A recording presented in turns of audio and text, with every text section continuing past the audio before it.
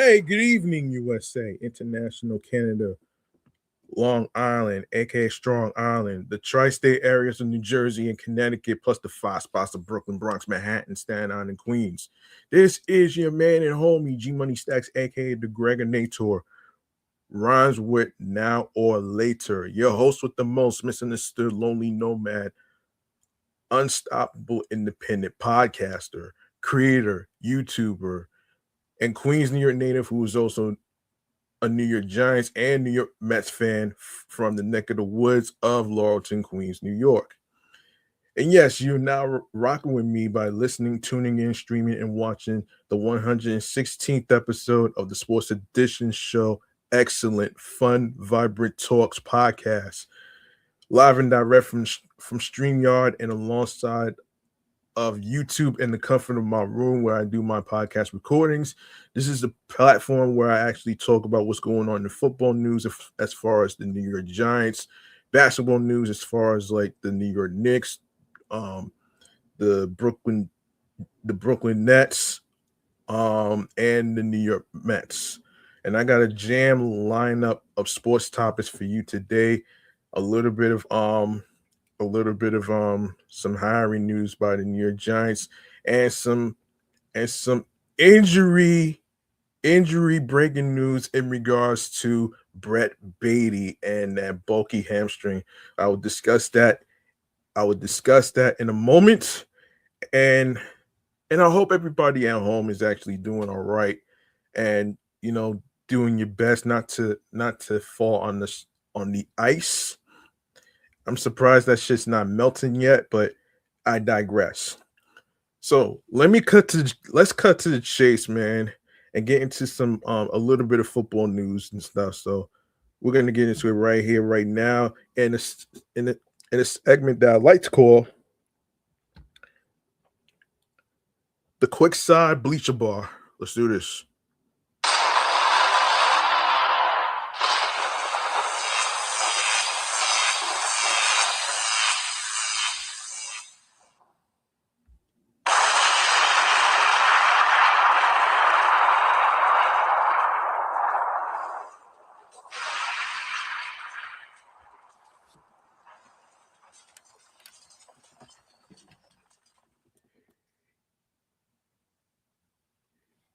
Yes, we got some football news to talk about, but before I get into that, make sure you click on that subscribe button on the sports YouTube channel page and leave a like and a comment along with the sports topics being discussed in each episode. And don't forget to leave a 5-star rating on Apple Podcasts alongside with a positive review.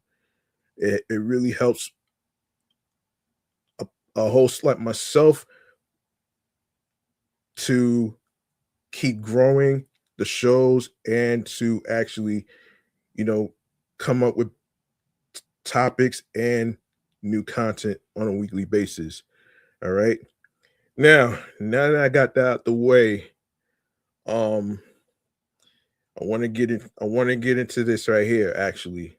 So let's get into a little bit of football news, actually. Um, so let's take a look at this. So recently on Sports Illustrated, here's what's happening here. The New York Giants have made the hiring of Don Aponte, who has served as the NFL's chief football administrative officer since 2017, official. In her new role with the Giants, Aponte will serve as the senior vice president of football operations strategy. Um, This role will include strategic planning for football operations, analytics, salary cap management, player contract negotiations, compliance, and working closely with the college and pro personnel departments. Aponte, who overlapped with current Giants general manager Joe Schoen and assistant director of player personnel Dennis Hickey when all three were with the Dolphins, is the highest ranking woman ever hired by the Giants. During her time at the league, she drove football operations initiatives, facilitated communication and day-to-day operations, and assisted in building relationships with club owners, presidents, and executives. Aponte was also instrumental in the league's health and safety initiatives. In addition to her prior stop with the Dolphins, she was previously the vice president of football administration for the Cleveland Browns. She rose from accounting intern to the senior director of football administration for the New York Jets from 1991 to 2006. Aponte, a, a copologist and CBA expert, also spent 3 years as vice president of labor finance with the NFL Management Council. She's a CPA and is a member of the the New York State Bar. Also, the New York Giants have hired Adam Bennett as their new head athletic trainer. Bennett comes to the Giants from the University of Miami, where he served as the head athletic trainer for the Hurricanes since 2023. Prior to his time at Miami, Bennett worked at the Special Operations Command headquarters at MacDill Air Force Base in Tampa, Florida from 2017 to 2021. He was the head football athletic trainer at Florida Atlantic University. Bennett also spent time at the University of Minnesota in 2016 as an assistant athletic trainer and as an assistant athletic trainer at FAU in 2015. He served 2 NFL internships with the Houston Texans in 2011 and the Tampa Bay Buccaneers in 2014. Bennett graduated from FSU in 2012 with a bachelor's degree in athletic training. He also earned a master's degree in sports management from the University of Southern Miss in 2014. Bennett is a BOC certified athletic trainer, an NSCA certified strength and conditioning specialist, and an NSCA certified performance sports specialist. Ronnie Barnes, a member of the Giants organization since 1976 and an inductee into the team's Ring of Honor in 2022, will continue in his role overseeing the team's medical services, a role he's held since 1981. Barnes is currently listed as the Giants Senior Vice President of Medical Services. The Giants have consistently been among the most injured teams in the NFL, according to Sports Info Solutions. Big Blue players missed a combined 278 games in 2025, making them the 5th most injured team in 2025. Let's see. Another person that we gotta talk about that got hired recently is Matt Nagy. Yeah. Yes.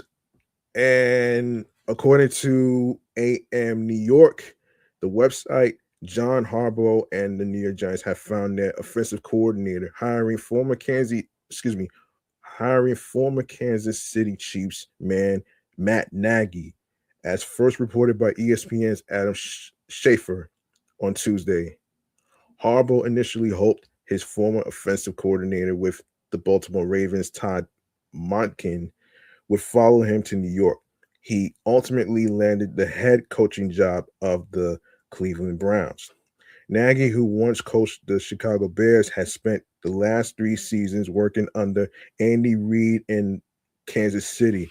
But after a disastrous 2025 season and the expiration of his contract last month, the parties opted to part ways, with Nagy hoping to land a play calling gig as either a head coach or a coordinator. He interviewed for the head coaching vacancies of the Arizona Cardinals, Ravens, Las Vegas Raiders, and Tennessee Titans, but did not land any of them. He also missed out on the Philadelphia Eagles offensive coordinator gig to Semien. With the Giants, though, Nagy gets exactly what he wanted in an opportunity to call plays despite another miserable 4-win season. New York's offense has legitimate pieces to work with moving forward. Pieces the organization hopes Nagy can help develop. Jackson Dart appears to be the franchise quarterback they expected him to be when they moved up last year to draft him toward the end of the first round out of Ole Miss.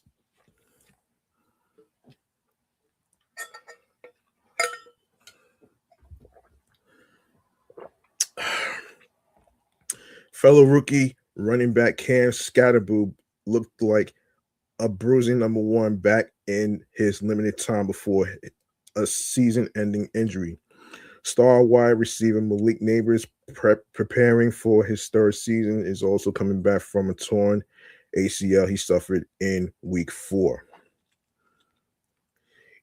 As Jackson Dart said in one of the previous press conference that he said is that injuries is part of the game. You know what I'm saying?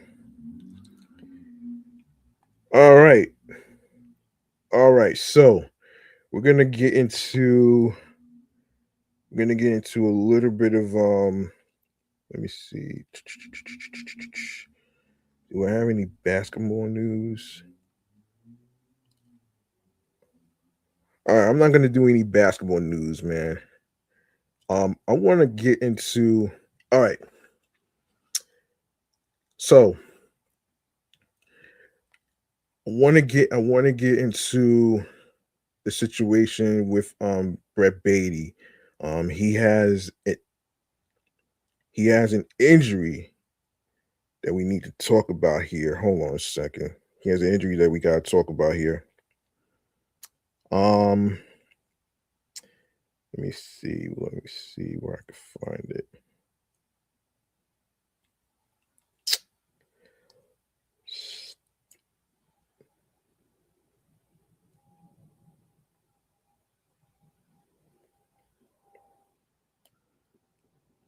Hold on.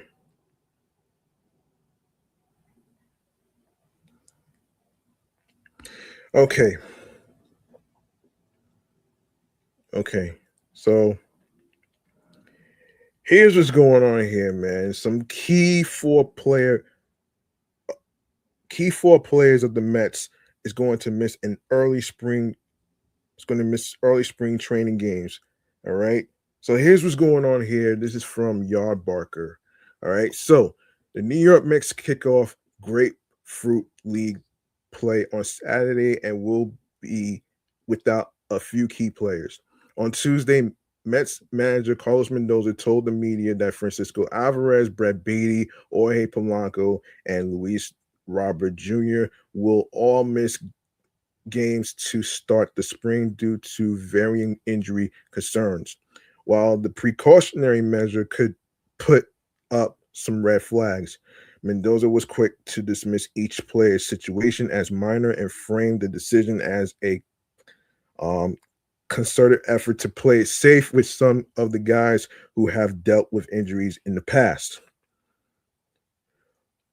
On the bunch of Baty dealing with a new injury, Mendoza explained that he reported hamstring discomfort 2 weeks ago while sprinting on his own, but is fine. He's in a good spot now, but he took a few days without doing running or anything. Mendoza added, he's doing pretty much everything at practice, but before we put him out there in the outfield, especially, we've got time here.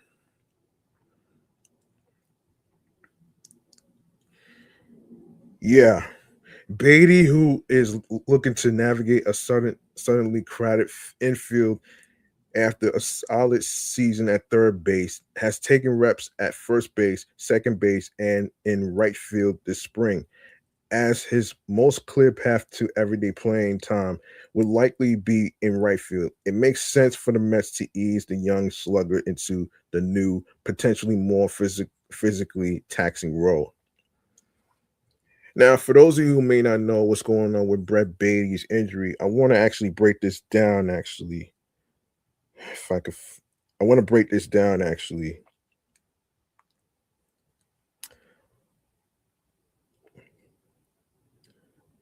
I want to break this down. Actually, if I could find it, um, I want to break this down. Um, Hang on one second here.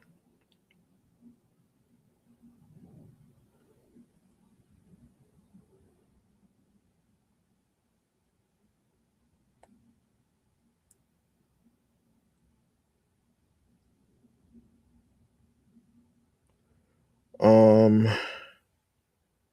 no, not this one. Not this one. Um, Not this one.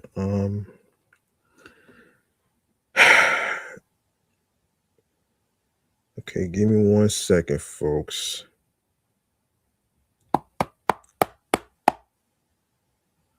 If I could find it. If I could find it, because I.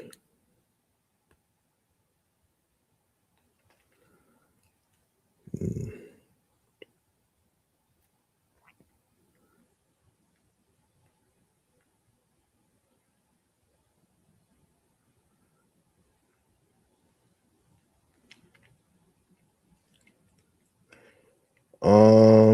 Hold on one second. I had it. If I could find it, I had it though.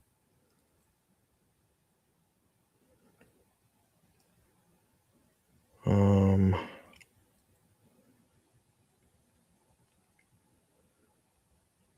okay.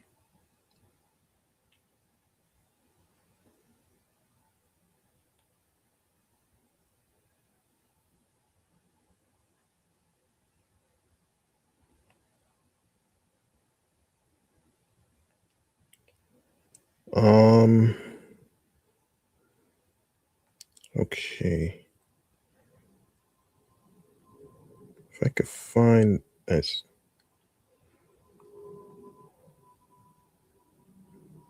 Hold on. I know I had it. Okay. Let me just look this up real quick. Um,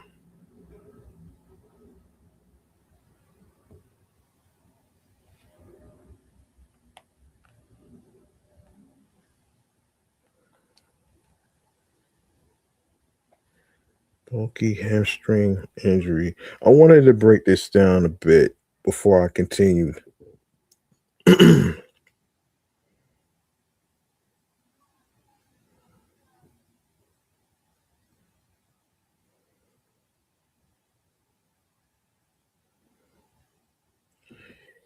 Yeah, let's get into the breakdown. So Brett Brady's right hamstring discomfort is reason enough for the Mets to limit his early spring training activity. For now, that will mean withholding Baty from the early exhibition games and waiting before giving him reps in right field, a position he is adding this season in his shift to a utility role.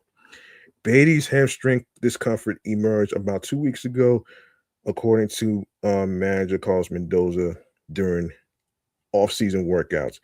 He went through the physical and he is fine.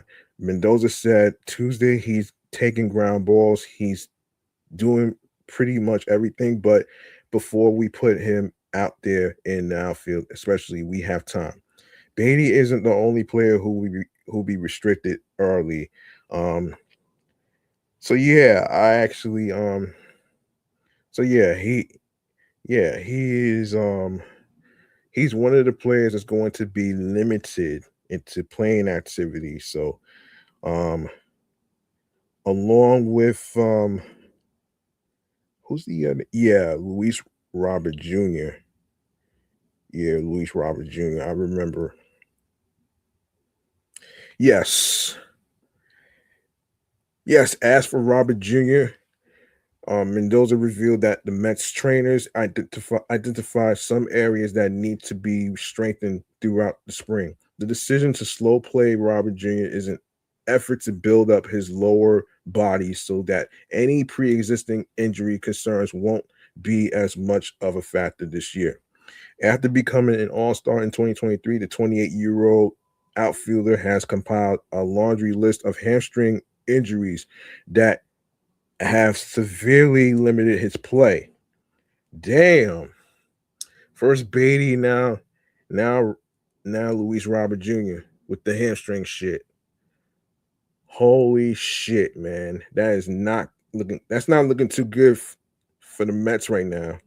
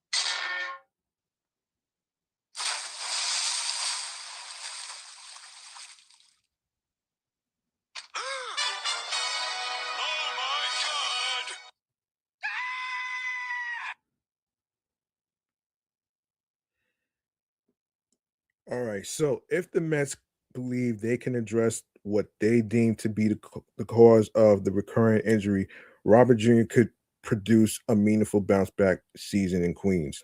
Robert Jr. Touched on this himself in his media availability, saying through a translator that the ultimate goal is to be able to stay out on the field, and that once he is able to, things are going to turn out the way he wants. Um,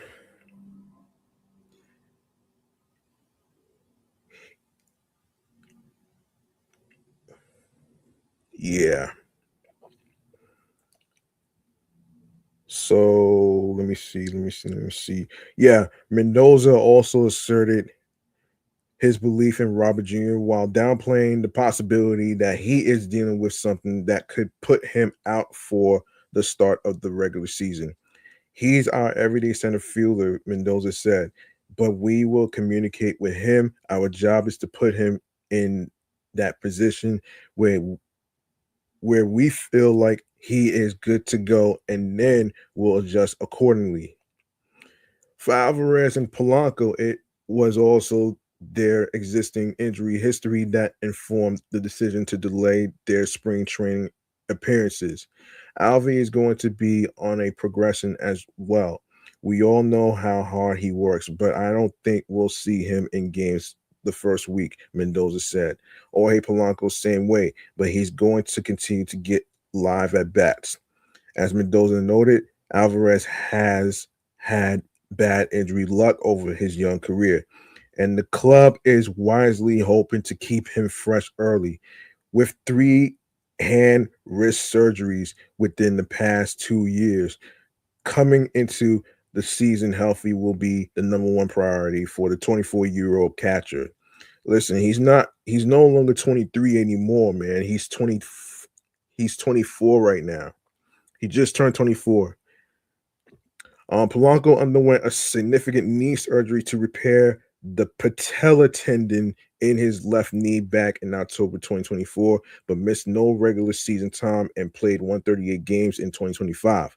Like Alvarez, the Mets are likely looking to limit the physical toll of spring training on Polanco as he enters his age 34 season.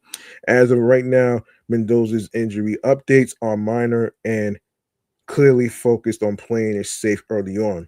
That said, it is worth monitoring both Baty and Robert Jr. as they look to manage soft tissue concerns that can spiral into something more significant if not treated carefully. Yeah, you know, I get that Carlos Mendoza's in the hot seat right now and stuff like that, but this one right here in particular, he's doing the right thing, man. He's doing the right thing. So, I mean, let's just give him credit though, man. Speaking of credit though, man, we got to get into the whole Francisco Lindor thing and the insurance situation, and and let me see. Yes, the yeah, and the reason why he dropped out of the yeah. So this is what's going on here. Um. So yeah. So, New York Mets shortstop Francisco Lindor announced that he's withdrawing from the World Baseball Classic, citing the elbow injury he had after the last season as the reason he won't be playing. This brings back an unfortunate memory for both the Mets and their fans as the Mets seem unaware that Lindor even had surgery, which was described at the time as an elbow cleanup. Um Given the lack of knowledge, the surgery was presumably performed and coordinated by Lindor's personal doctor and surgeon of choice. But typically, these kinds of medical surgeries are well managed between the team and the player, with plenty of back and forth about the process. Mets fans will also probably heave a sigh of relief at this news, given that the team has been at the forefront of injuries sustained during the WBC. Former closer Edwin Diaz tore his right patella tendon celebrating Puerto Rico's 2023 victory, and the fact that Diaz missed the subsequent season has tainted the event for some of the fan base. Houston Astros fans also felt the same kind of pain when their star shortstop Jose Altuve was also injured in the event, as Altuve fractured his thumb after getting hit by a pitch and had to miss the first 43 games of Houston's uh, season after undergoing surgery. Lindor always seems to be at the center of one controversy or another, and this year it's about players who are being denied insurance coverage as they sign on to play in the WBC. According to Ken Rosenthal and Evan Drellich of The Athletic, Lindor was denied coverage for the event because he's had elbow surgery in two of the last three off seasons. Although both the Mets and Lindor have insisted he'll be ready for spring training. Yeah, about 6 weeks. About 6 weeks. Just give him some time to recover. The issue is having a profound effect to the point where Joey Sola, Team Puerto Rico's operations manager, has said the possibility of withdrawing the team from the tournament is on the table, with 8 to 10 players reportedly having been denied coverage. Several cases are still under review, according to Rosenthal and Drellich, including those of Astros third baseman Carlos Correa and Toronto Blue Jays right-hander Jose Berrios.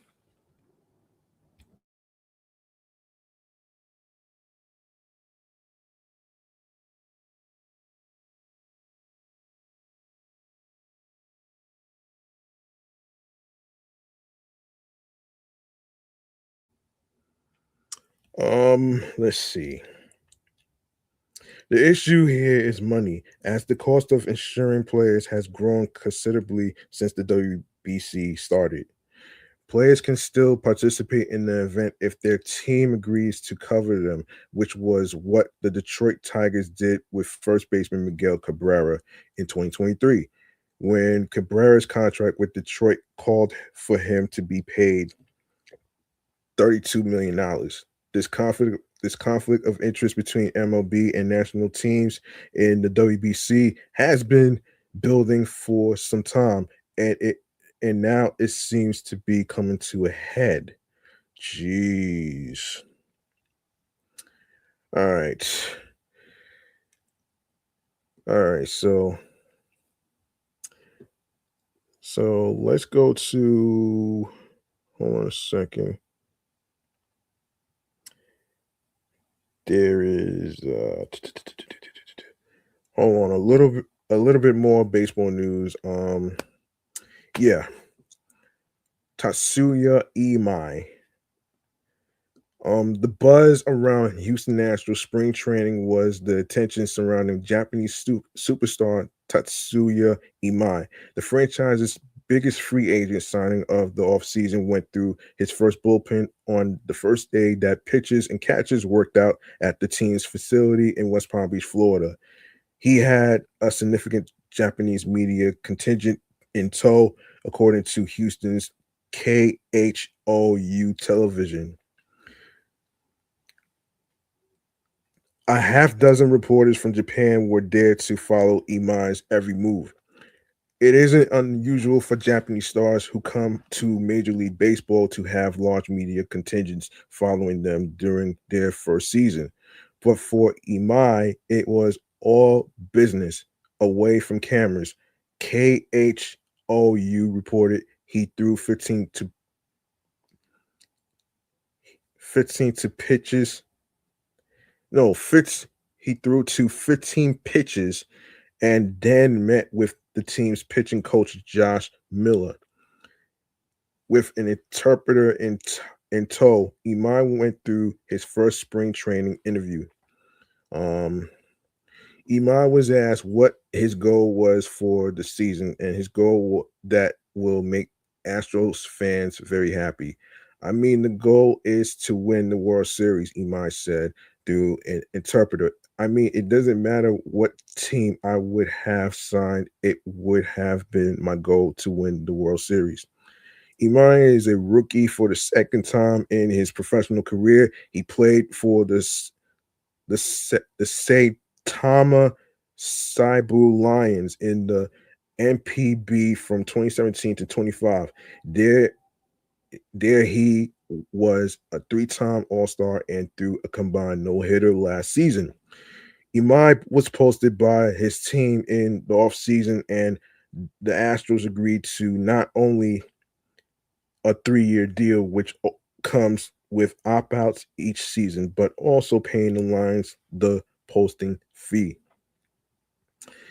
It feels, end quote, it feels pretty much the same as how I was feeling when I was drafted by the Lions back in Japan.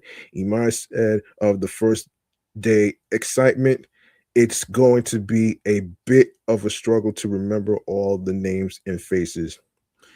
In the MPB, he went 58 to 45 with a 3.15 ERA in 159 games.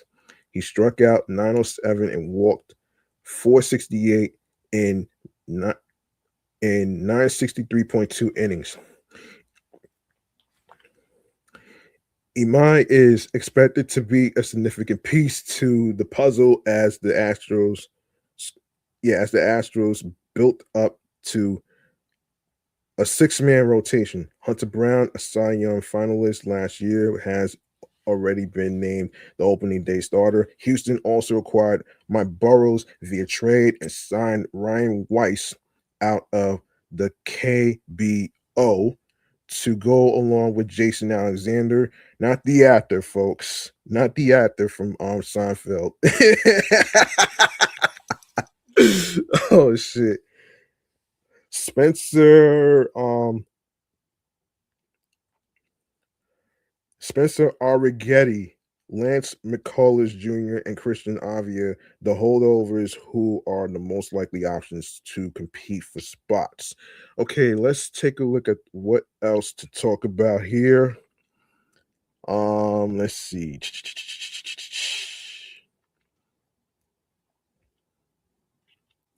Yes, let's talk Marcus Semien for a sec here.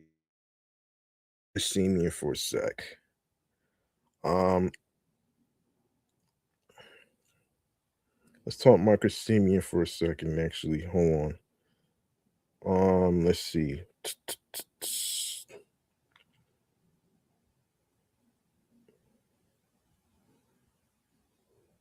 Marcus Semien. Okay.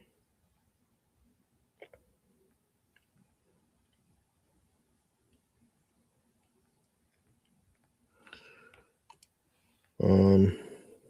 Okay, Marcus Semien.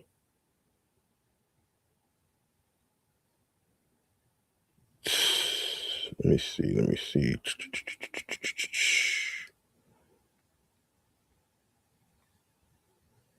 Marcus Semien.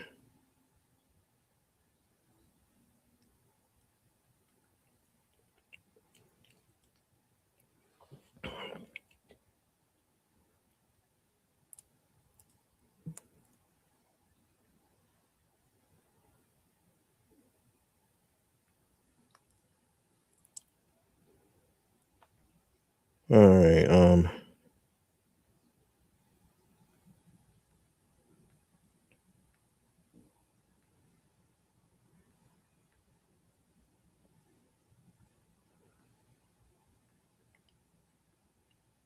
Hold on 1 second. Um.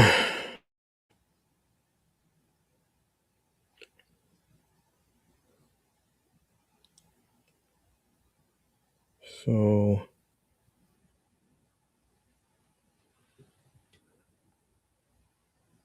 Yes. Here we go. Here we go. All right. So On February 11th, news broke that the New York Mets star shortstop Francisco Lindor suffered a stress reaction in the hamate bone of his left hand, which required surgery that Lindor had earlier this week. Now, let me break down what a hamate bone is actually. For those of you at home that's into sports and don't really know what that's basically about. So this is basically a handmade bone is a triangular bone located along the ulnar, which is the pinky side of the wrist, among the carpal bones. It is distinguished by a curved hook-like projection that extends toward the palm. The handmade bone contributes to the structural boundaries of both the carpal tunnel and Guyan canal, the latter of which protects the ulnar nerve and artery. The handmade bone anchors certain ligaments and muscles in the hand and functions primarily as a pulley for the flexor tendons of the fourth and fifth digits, the ring finger and the pinky fingers. The hook in the bone structure allows flexor tendons to bend, aiding in power grip, particularly during wrist extension and ulnar um, deviation. Because of its position and structure, the handmade, particularly its hook-like projection, is prone to injury. The hook sits in a relatively exposed area of the palm and is both small and structurally stressed during forceful gripping. In sports that involve repeated handling of equipment such as bats, clubs, or rackets, ongoing pressure against this bony prominence can lead to fracture. I basically talked about in the last episode when you are holding a bat that has like the knob, that's what contributes to the pain. And I actually did a breakdown in terms of the symptoms and the cause and the treatments and stuff in the last episode of episode 115. Y'all can check that out as well. Let's see where were yes, so where were we? Yes, so the hook is also is vulnerable when subjected to direct blows, falls, or chronic mechanical strain. Injury to the handmade bone usually reveals itself as aching or sharp pain along the ulnar side of the wrist, often accompanied by a decrease in grip strength. Some people also notice tingling or numbness if nearby nerves are irritated. Because the small fractured hook does not heal reliably on its own, treatment commonly involves surgically removing the broken fragment. This procedure typically allows athletes and active individuals to resume normal activity for within about 6 weeks, which is, of course, related to Francisco Lindor. 6 weeks, all right. But at the same time, though, you don't want to rush the players to play. You know what I'm saying? You don't want to rush them because if you do, you're gonna end up losing them to certain games and certain situations as far as like whether it's like the playoffs, whether it's like you know any type of situation. All right, so now that I took care of the breakdown, I'm gonna keep going right here. When speaking about the timeline for Lindor to return from his injury to the media, Mets manager Carlos Mendoza said, "People are saying 6 weeks for a return of play. Knowing Lindor, I'm not gonna bet against him. So we're still optimistic that he's going to be available for us in opening day, but we've just got to wait and see." It will be interesting to see how long it takes Lindor's hand to heal and whether New York will push to have him back by opening day or take a more cautious approach. Regardless, not having one of the Mets leaders both on the field and in the clubhouse is a tough blow during spring training, especially given all the new faces within New York's locker room. Marcus Semien gets honest about how Francisco Lindor injury impacts building chemistry. The guy who would probably benefit the most from having Lindor on the field this spring is new Mets second baseman Marcus Semien. This is used to be used to these two playing up the middle together, which requires a lot of communication and chemistry at the highest levels. Simeon touched on this when speaking to the media which took place on Valentine's Day of February 14th, when he said, and quote, "Yeah, I know that's a bummer. I was really looking forward to this time in spring, but it doesn't take away the fact he's going to be back hopefully for opening day, and we'll get as many games as we can together." When asked about how he can build chemistry with Lindor up the middle when Lindor is out injured, per an ex post from SNY. But I think communication is a big thing. We've already been talking this offseason about how we want to do things. I can't wait until he gets here to just kind of talk through some things that maybe we won't be able to work on here in spring. Simeon continued.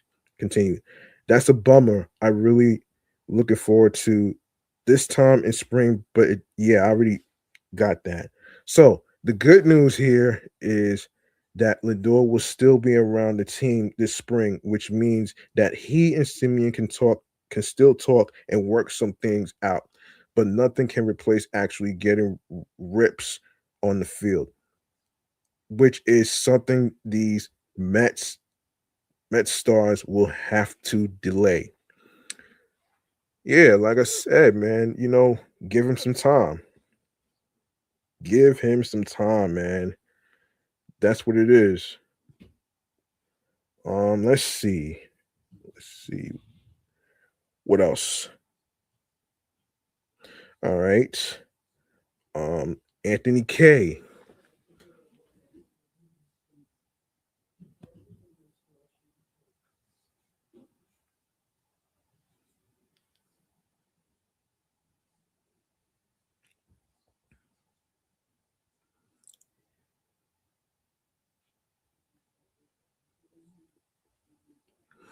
Let's see.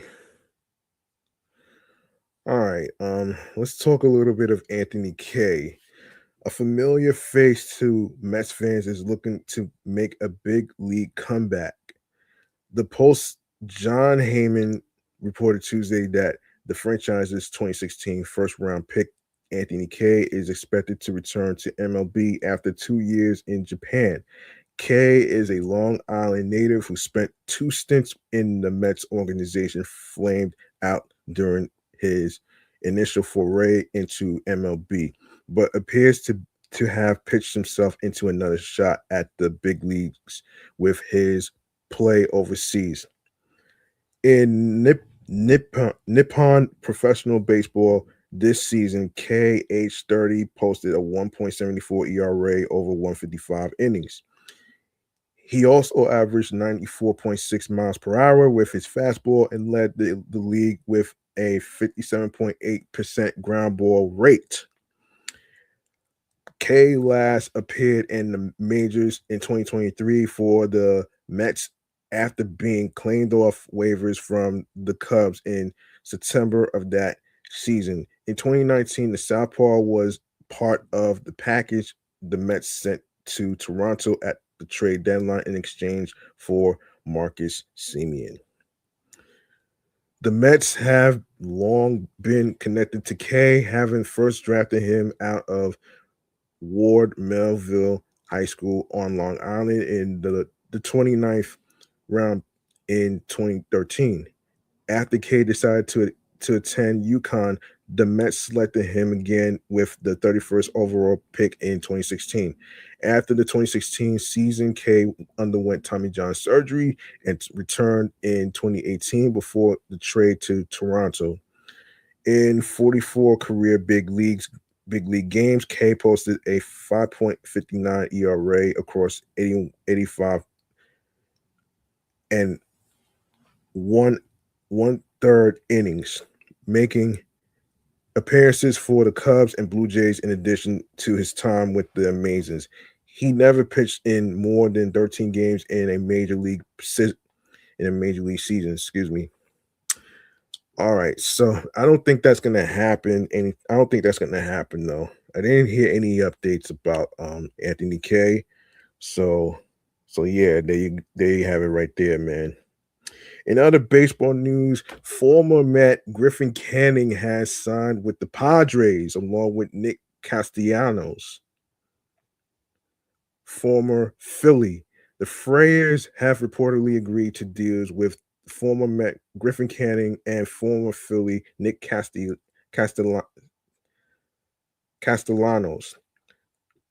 The Canning deal was first reported Friday night by the Divine Sports Gospel and confirmed this morning by Robert Murray, who stated the deal would be official once Canning passed a physical. Damn, man. He was one of the best pitchers that the Mets had until he had that injury. That's a damn fucking shame, though. You know what I'm saying? And of course, this is from Mesmerize Online, in case anybody didn't know where I got my information from. All right, so Murray also reported that Castellanos and the Padres had agreed to a deal Saturday morning, with San Diego paying the league minimum. The right-handed bat had a tumultuous ending with the city of Philadelphia, first being told not to report to camp, then being released due to various clubhouse issues in 2025, which Castellanos touched on in an Instagram post. With the addition of Castellanos and Canning, the Padres have surpassed their 40-man roster and will have to make a corresponding move. Castellanos' best season with the Phillies came in 2023, where he slashed 272, 311, 431 with 29 homers and in 111 OPS plus. He never recorded an OPS at 800 during his time in Philadelphia and struggled last season to a 694 OPS and negative 0.8 B WAR. Meanwhile, Canning was in the midst of a resurgent year in 2025 before tearing his Achilles in the start in June against the Braves. The righty registered a 3.77 ERA in 16 starts with the Mets and allowing less than a home run per start, 0.9. Damn, that's a fucking shame that David Stearns didn't think about Griffin Canning due to his stupid philosophy, man. Ah, Lord. Speaking of philosophies, man, what do you say we go into? Oh boy. Yeah, I'm not gonna get into I'm not gonna get into the conference though of David Stearns recently. I'm not gonna get into that. So let's get into let me see. Let's get into Christian Scott. Let's get into Christian Scott. Um all right, so hang on one second. Yes, Christian Scott. Okay, so the New York Mets have amassed an invaluable amount of pitching depth, but it feels like the forgotten man has been right-hander Christian Scott. Before Nolan Lightning McQueen, before Nolan Lightning McLean and Jonathan were wowing fans with their talent, Scott was the first pitcher in the current wave of prospects to make his big league debut back in 2024, which was 2 years ago. Making 9 starts, he flashed a ton of ability before undergoing Tommy John surgery late in the season. Christian Scott minor league stats from 2023, A and double A, and 2024 triple A. So 2023, 87.2 87.2 IP, 2.57 ERA, 0.86 whip.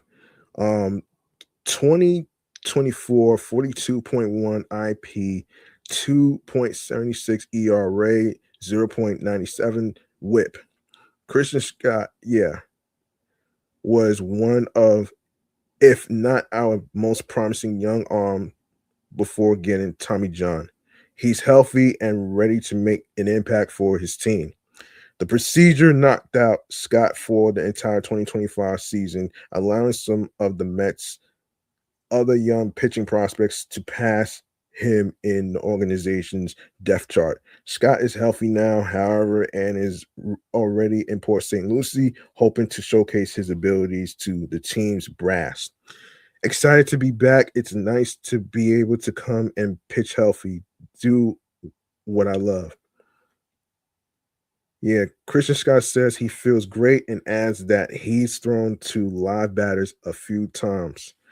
The 26-year-old told SNY that he is fully healthy and feels great. The Mets have seen Scott report to Port St. Lucie early, where he has gotten work in throwing to big league hitters as he prepares to undergo his first normal spring training in 2 years.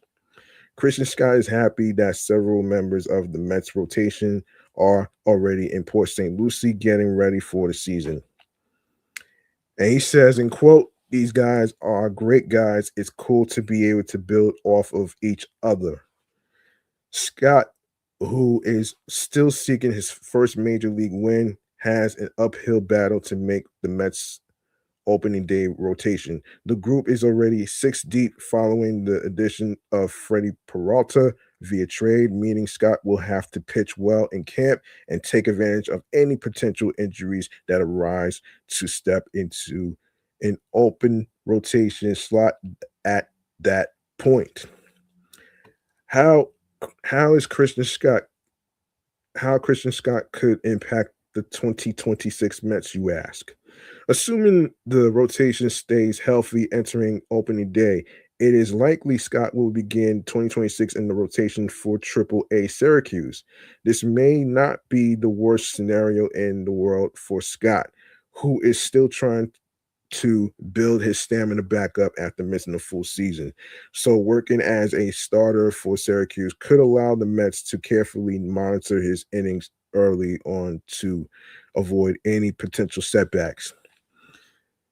While the Mets will prefer to keep Scott stretched out to be available in case of an injury in their big league rotation, he could have another path to the majors as a reliever. Scott's fastball sweeper combination could allow him to be effective as a setup type reliever late in the year, which would make him a fit if the Mets are the postseason contention, where David Stearns has indicated he likes to carry his best 13 pitches on a potential playoff roster.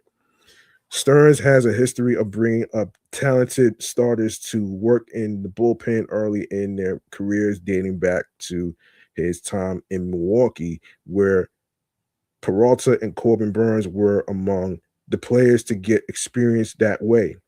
Scott has strong potential to thrive in that role before eventually returning to the rotation. But as long as he is healthy, the Mets will find a way to have him contribute to their club in 2026. Um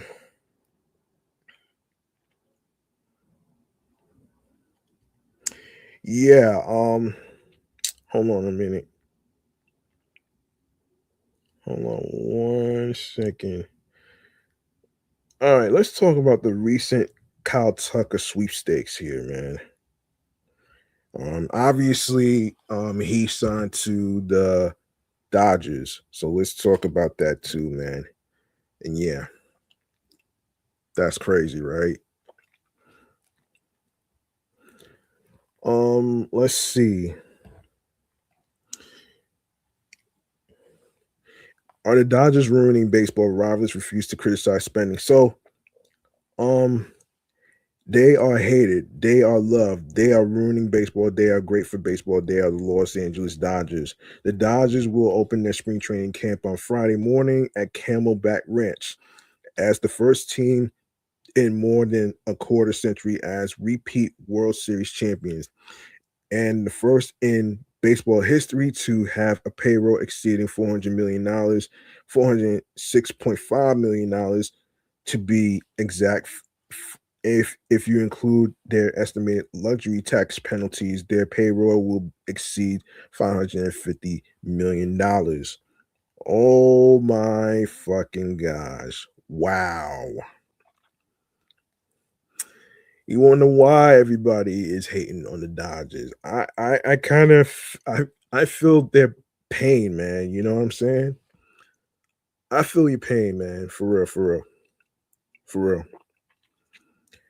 And that's why they outbid the Mets. Yeah, they outbid the Mets not too long ago. I actually talked about this, episodes ago, which is crazy. And they got a crazy ass payroll.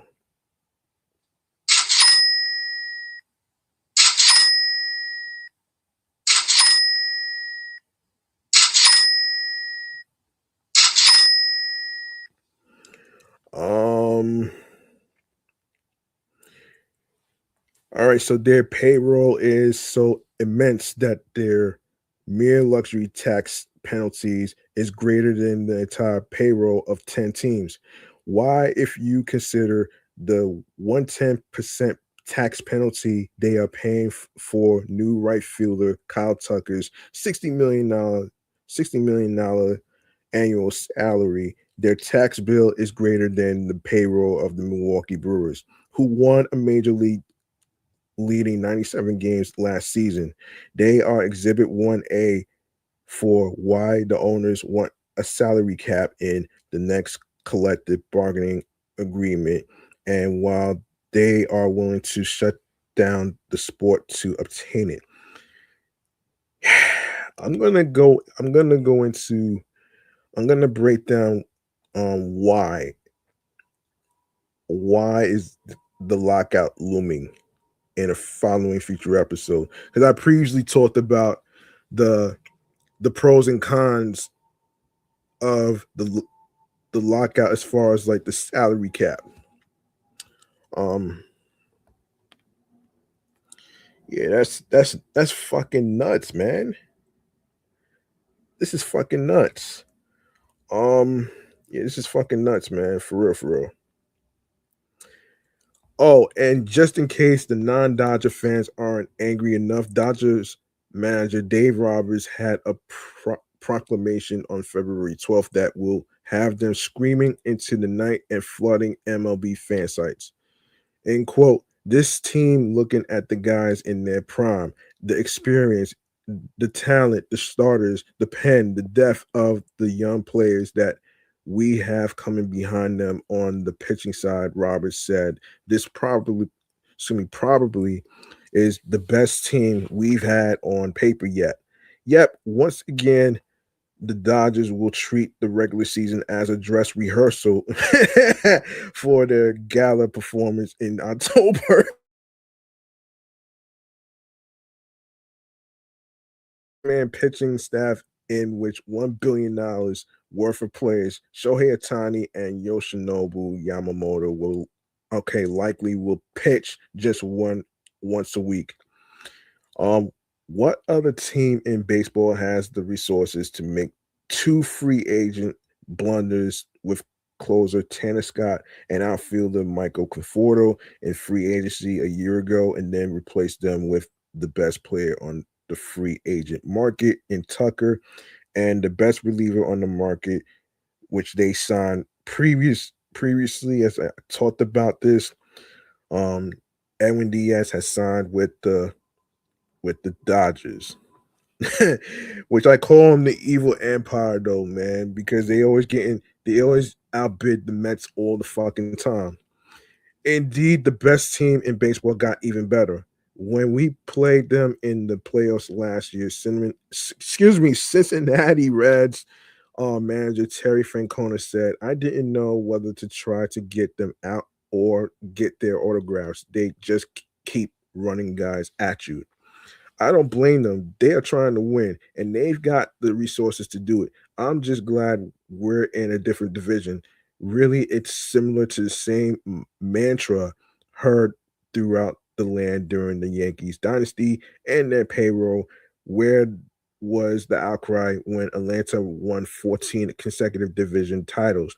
Did the formerly Oakland A's, ruin baseball during the Charlie Finley days? You always have to have somebody that teams and fans enjoy disliking, Robert said.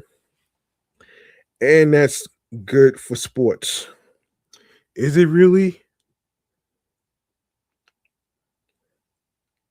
I was one of those guys that didn't like the Yankees, but saw their value within the sport, certainly. I think what gets lost is all of the things that we do well, the scouting and player development. I think we do as good as anyone in baseball, and all of that to get superstars to play well every night, to put out a good product every single night. But when you are talking about the Yankees, if you put in the same vein of the Yankees in the 90s, you are doing something right. um, yeah.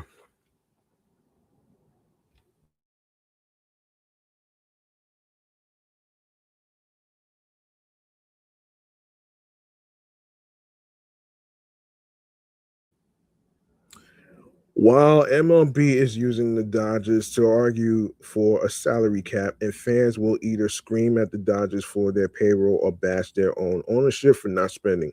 General managers and players surveyed in the Cactus League refused to criticize the Dodgers' extravagant spending.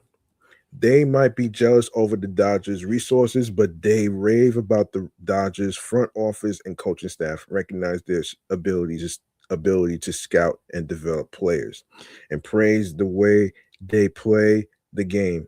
They are the juggernauts of the major leagues, right? But you are not going to fault the team for spending money.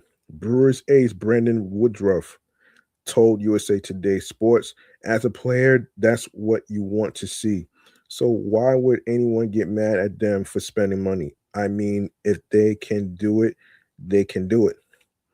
They have good players and a lot of money, but what's so impressive about them is that they play the game the right way. You go play them and you see all of these superstars, Freddie Freeman, Mookie Betts, and those guys, and they are all out doing they're all out doing early work. They put in the work. They just don't show up when the game starts. They are good, but they put their work in. You've got to respect them. What folks conveniently forget is that while the Dodgers are consistently picking last or next to last in the draft, they still are a team filled with homegrown stars, from catchers Will Smith to recently retired Clayton Kershaw, and they use their own prospects to trade for all-star shortstop Mookie Betts, infielder, outfielder Tommy Edman, and starter Tyler Glasnow. Sure, their enormous resources allow them to supplement their roster with um, whatever free agents they desire, enabling them to retain their own prospects without having to trade them away. But a team like the New York Mets have spent more than the Dodgers the past 5 years and are still seeking their first World Series title since 1986.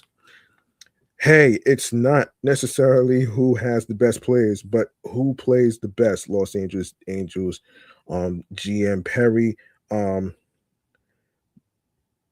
Minasian said. Anybody can beat anyone on any given night. That's the beauty of baseball. It's 162 games.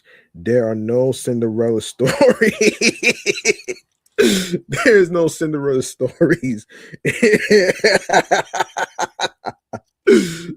No Cinderella stories in 162 games. You have to earn it. They've earned it, said JJ. JJ Piccolo, Kansas City Royals president of baseball operations. They've done this strategically and have done it well. They are capitalizing on things that are perfectly within what's permitted. What they are doing is fascinating and it's really impressive. Chris Young, Texas Rangers president of baseball operations, added whether somebody is having a problem with what they are doing and questioning whether or not it's good for the game are two different things, in my opinion. What they are doing is completely within the rules. They've operated with the resources they've have in a tremendous matter. Really, if you want to feel sorry for anyone, you can sympathize with the other four teams in the NL West, particularly the San Diego Padres. The Padres have been to the postseason in 4 of the past 6 years, winning 183 games the past 2 seasons. But the Dodgers are the roadblock that keeps them from greatness. Yep, just like the days when no matter what the Boston Red Sox did, the Yankees stood in their way. And quote, the difference between the Yankees teams and the Dodgers is the financial component of it, said AJ Preller, Padres president of baseball operations. I mean, you are talking over $500 million and all of the deferrals. So that's a different level. But we understand they are a great team. They've got star players that are impactful. They just set up super high bars. If you want to get to that championship level, you've got to get past them year after year after year. So you can complain, get mad, and scream, but in the end, the Dodgers rivals will tell you that there is respect, like it or not. The Dodgers are unquestionably awesome, said Jerry DePoto, Seattle Mariners president of baseball operations. There are superstars all around the field. They have awesome role players. They have depth everywhere you look. So to have a team like that and to sustain it is so impressive. Really, really, there's always been that team that dating back to as long as I watched or have been a fan of baseball. Look at the Yankees in the 90s and the early 2000s. You had Mariano Rivera, Jorge Posada, Andy Pettit, and Derek Jeter. They were homegrown players. It was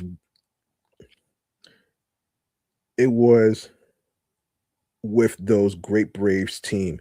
And it's the same with the Dodgers. The team cost a lot of money, a lot of money to field, but that doesn't take away from anything they are doing. The Dodgers aren't about to apologize. They plan to keep on winning, and they dare someone to stop them.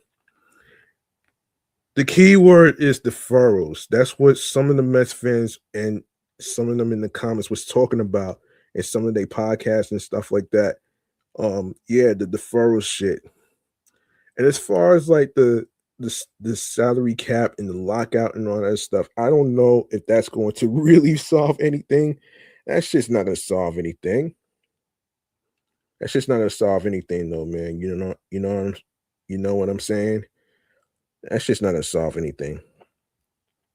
All right. So all right, so Mets recently acquired Bryan Hudson. Yes, Bryan Hudson. In need of left-handed reinforcements for their bullpen, the New York Mets acquired Bryan Hudson from the Chicago White Sox for cash considerations on Tuesday. The 28-year-old, same as Luis Robert Jr., Southpaw owns a 2.83 ERA over the 3 seasons with the Dodgers, Brewers, and White Sox. Though the bulk of that solid stat line comes from the 2024 campaign with Milwaukee, in 43 appearances, 61.2 innings that season. Hudson posted a 1.73 ERA with 62 strikeouts. He posted a 4.80 ERA in 16 games last season. The White Sox claimed him off waivers from the Brewers in August. He was then designated for assignment on February 4th. Hudson provides a left-handed insurance option for the Mets core of relievers if AJ Minter has to start the 2026 season on the injured list after he underwent lat surgery in the spring of 2025.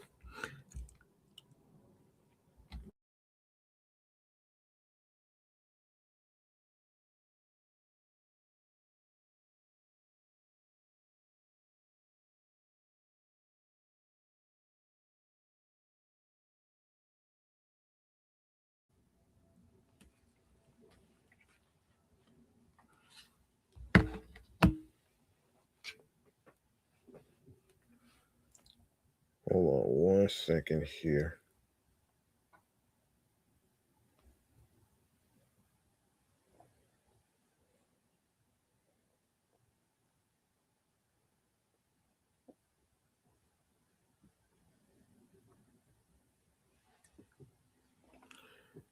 In a correspondent move, Reed Garrett was placed on the 60-day injured list as he continues his recovery from Tommy John surgery that he underwent in October. He will miss the entirety of 2026. That's a damn shame, man. If you really think about it, that's a damn shame. That's a fucking shame, man. All right. Let's see what else we have to talk about here, though, man. Yeah, we're gonna talk about the competition of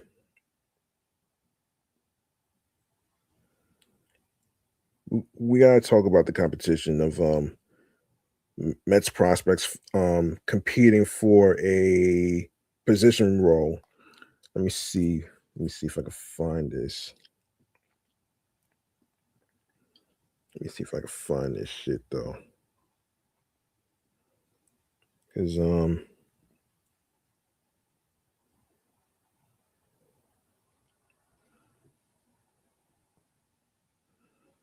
hmm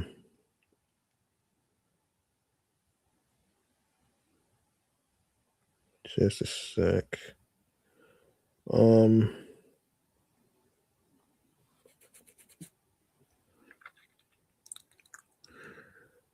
okay.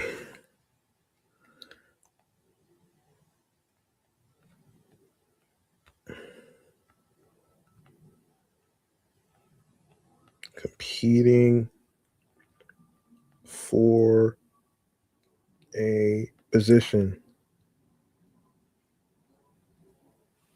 Okay, let me see. Let me see. Competing for a position in 2026. Yeah, 2026. Okay, here we go. Try to find this shit though. Um, Top prospects. Well, let's see. 2026.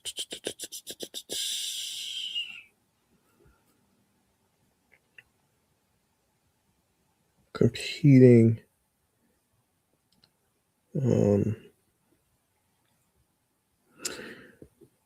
All right, so let me see if I can find it. Hang on 1 second. Mets competition for positions. Okay. Mets Yeah. Hold on. Compet. Hold on. Competition for position 2026. Let's see. Let's see what we got. Let's see what we got here, man.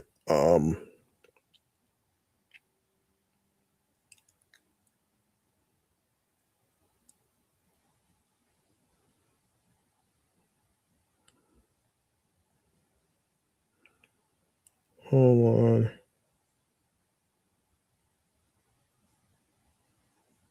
Hang on 1 second here.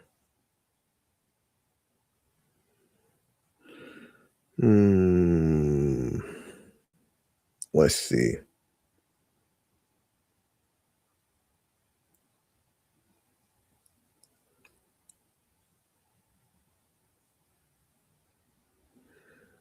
Um,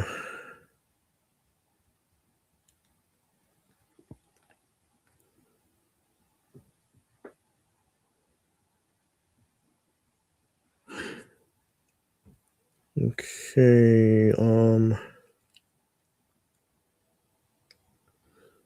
All right. So let's get into the projections of of not only baseball players, but the prospects competing for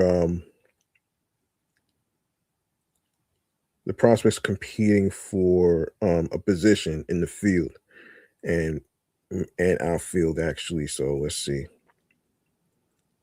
Um,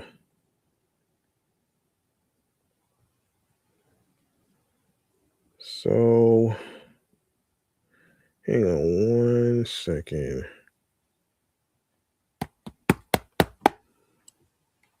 Hold on.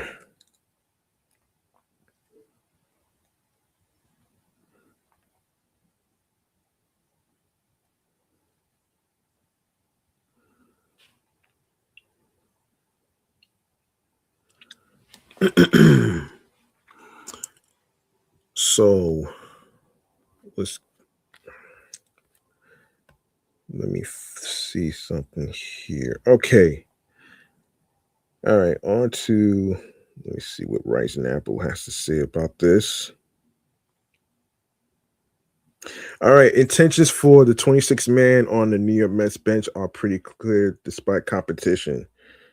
The competition for the 26 man off of the New York Mets bench isn't anything unique, proprietary or unusual. It's kind of the way it should be when you plan to use your farm system and remain flexible throughout the year.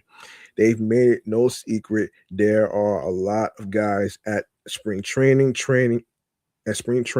who compete for jobs. Carson Benge is one of them that has an opportunity to seize a starting right field gig. A whole bunch of guys are trying to make themselves a credible solution at shortstop as a just in case with Francisco Lindor's status up in the air. We know the team plans to have a bench of Tyrone Taylor and Luis Torrens plus two more. With Bench on the team, Brett Baty or Mark Vientos end up sitting. This leaves them with one more roster spot that, as important as it can be, is nothing permanent. The Mets are guaranteeing themselves they'll start the year with a bench player they have no plans of keeping for all that long. Starting with Vital Brujan can crack the Mets roster regardless of whether or not Lindor is healthy. Players like him are disposable placeholders until someone younger or better comes along. His purpose of providing the Mets with a little bit of speed and defensive versatility should have him playing a handful of games each week, rarely hitting and often playing just an inning per appearance.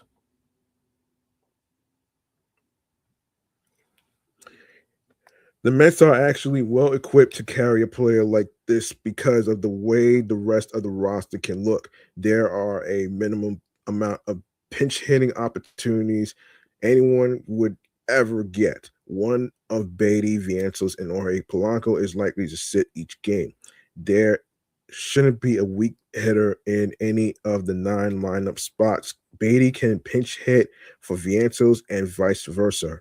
Other than that, it's only when players like Tyrone Taylor start a game when we see anyone come off the bench. A backup catcher, an outfield glove, a right-handed or left-handed hitter, and a utility guy is a simple way to build a bench. It's the trend the Mets are headed towards. In the past years, under David Stearns, Dave regularly filled out the team with these limited types of players. Zach Short is the best example from 2024, even more so than Joey Wendell. In the latter part of the season, we saw Pablo Reyes and Eddie Alvarez join the club in limited roles. These types of these types of these types have been a common occurrence on the Mets roster. Luis Angel Acuna, who's traded to the Chicago White Sox, was a more advanced version with thoughts Donovan Walton could make the 2025 roster over him last spring. Acuna was at one point demoted for Travis Jankowski, who's who is already in his 30s already. Another one of those easy to move on from players who offer you a little defense, some speed, and maybe a sacrifice bunt if they can actually get it down. Acuna was recalled soon after with Jankowski getting DFA'd.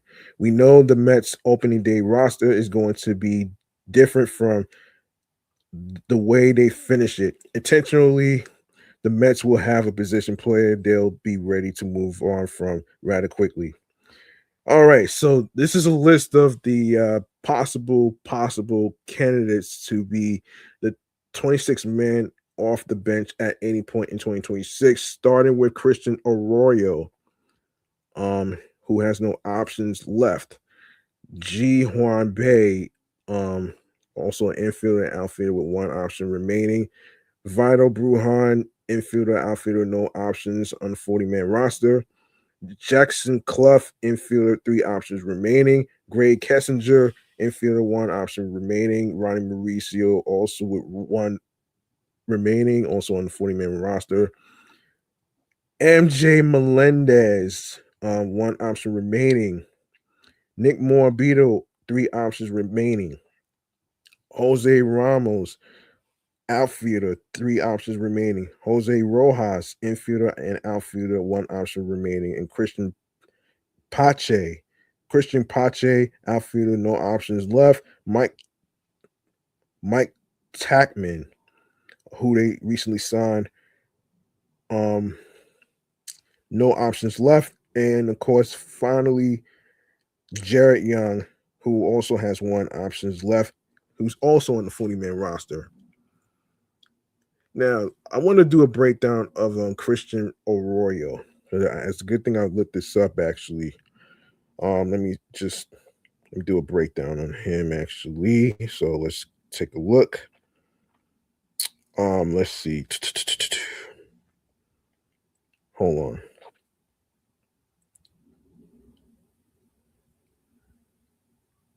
Let's see.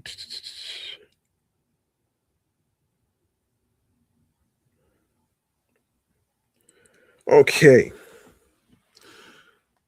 All right. Speaking of Christian Arroyo, let's talk about him. In our collective continued existence as residents of Panic City, the fear surrounding Francisco Lindor's surgically repaired left hand is lingering on the edges of our minds. Yesterday, we looked at Jackson Clough as a potential short-term replacement for Lindor if the timing of his recovery is slower than expected. Today, we do the same with Christian Arroyo. While on the surface, Arroyo and Clough looks similar, their circumstances are quite different. Arroyo, entering his age 31 season, is out of minor league options and so can't be moved up and down from AAA Syracuse without clearing waivers. Whereas Clough has yet to make his big league debut yet and can make that trek as often as the Mets like. While Clough was a sixth-round draft pick out of college, Arroyo went in the first round out of high school and was once heralded as one of the best prospects in baseball. It is likely due to that prospect background that Arroyo is still sticking around 13 years after being drafted by the Giants with the 25th overall pick. Prospects of that caliber usually have natural talent for days, and the thought is that they are more likely to figure it out late than someone with lesser skill set. But time is running out for Arroyo to do just that. In 295 MLB games, he hit just 252, 299, 394 with 24 home runs.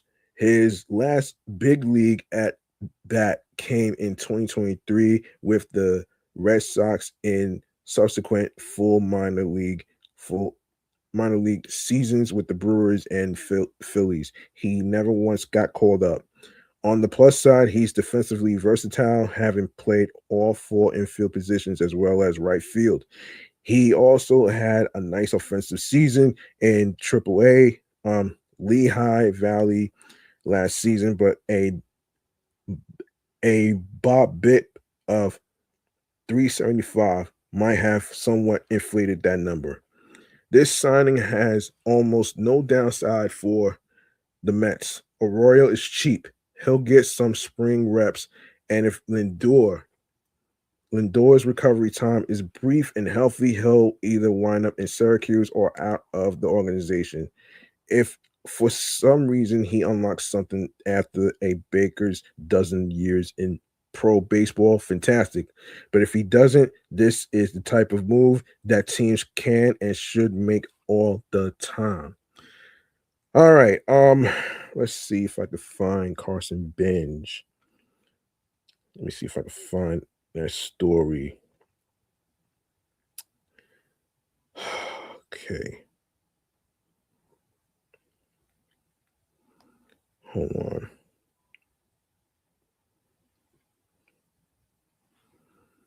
Hold on 1 second.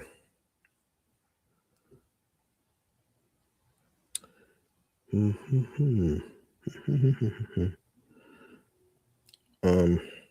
me find it.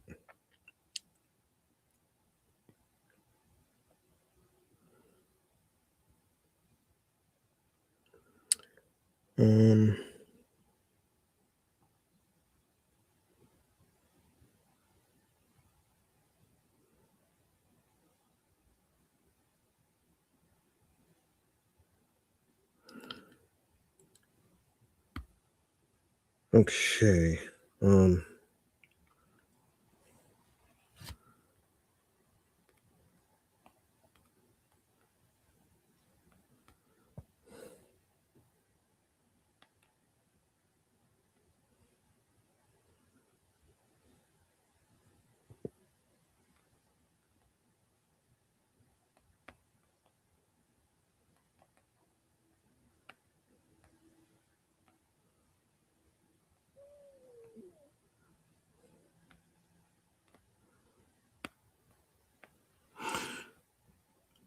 Okay.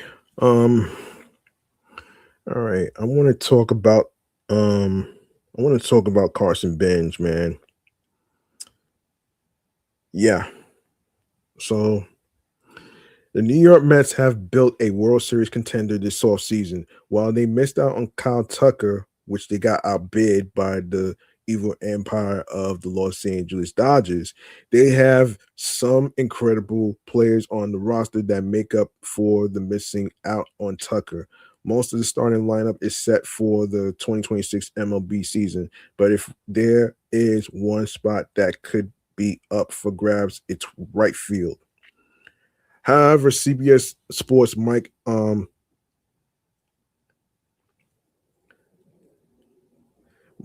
Axiza, Mike Aziza projected that Carson Benge, the Mets' top prospect, will take over the right field spot this spring and not let it go for the 2026 regular season. Mets top prospect Carson Benge gets exciting outlook for 2026 season. The front runner, it's Bench. I don't think it's a secret. The Mets want him to be the guy. Aziza writes. That said, it is not a lock, and Bench will have to perform well this spring to get an opening day roster spot. The Mets are obviously hoping for the best with Bench in 2026.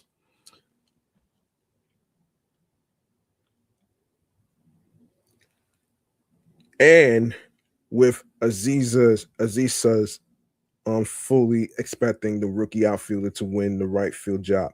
The Mets might have a very fun outfield tandem in the corners between Benge and Juan Soto, who just moved to left field, which is pretty good actually, because he used to play left field when he was not only with the Washington Nationals, but he also played left field when he was with the Yankees previously, for years to come. While Aziza fully expects Bench to win the starting job, he will have to contend with Brett Baty, MJ Melendez, and Tyrone Taylor as possible options. Also, as depth options with the Mets are Mike Tauchman, who's by the way, he's the same fucking age as Marcus Semien, age 35, man. You talk about how you want to go younger, right? Going younger is if you're talking going younger, you have to you have to go younger as far as like players in their 20s, not those that's in the middle of their 30s. Like how many veteran players do you need on a baseball team like the Mets? Like seriously, seriously. Let's keep it funky here, man. Let's keep it funky here. Like seriously, why do you need so many veteran players on your team? Yes, I understand that they have experience of what it's like to go to the playoffs and whatnot as far as like the World Series and whatnot. I get it, but these two players, Mike Topman and Marcus Semien, they're both gonna turn 36.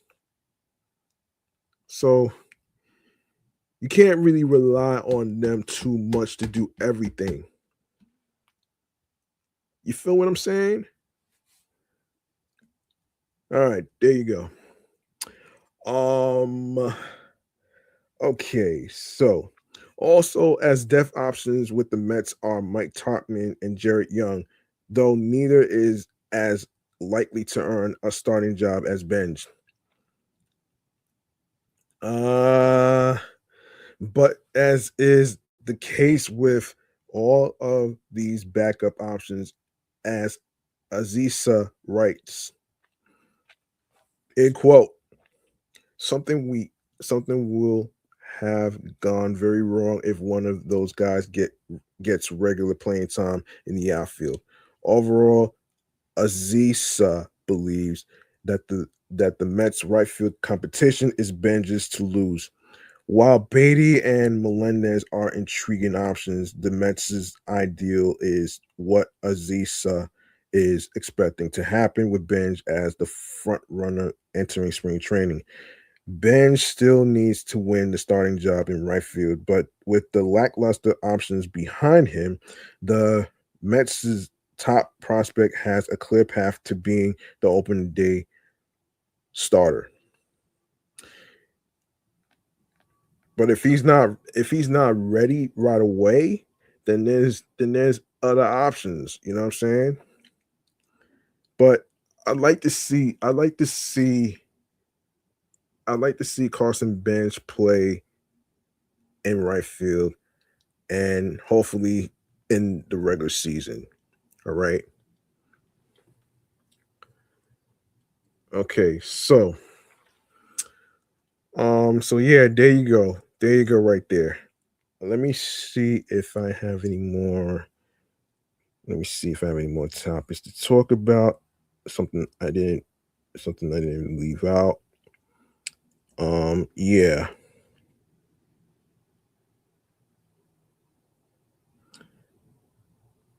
Yeah. Yeah, spring training and opening day lineup. Let's see. Let's see what's going on with that actually. We'll talk about that. We could talk we could talk about that. We can talk about that though.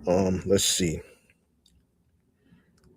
All right. So some more projections on not only spring training but how the lineup is going to be. Let's take a look. Let's see. Let's take a look here though, man. But first, um, I don't know if I touched on Craig Kimbrough, but let me see.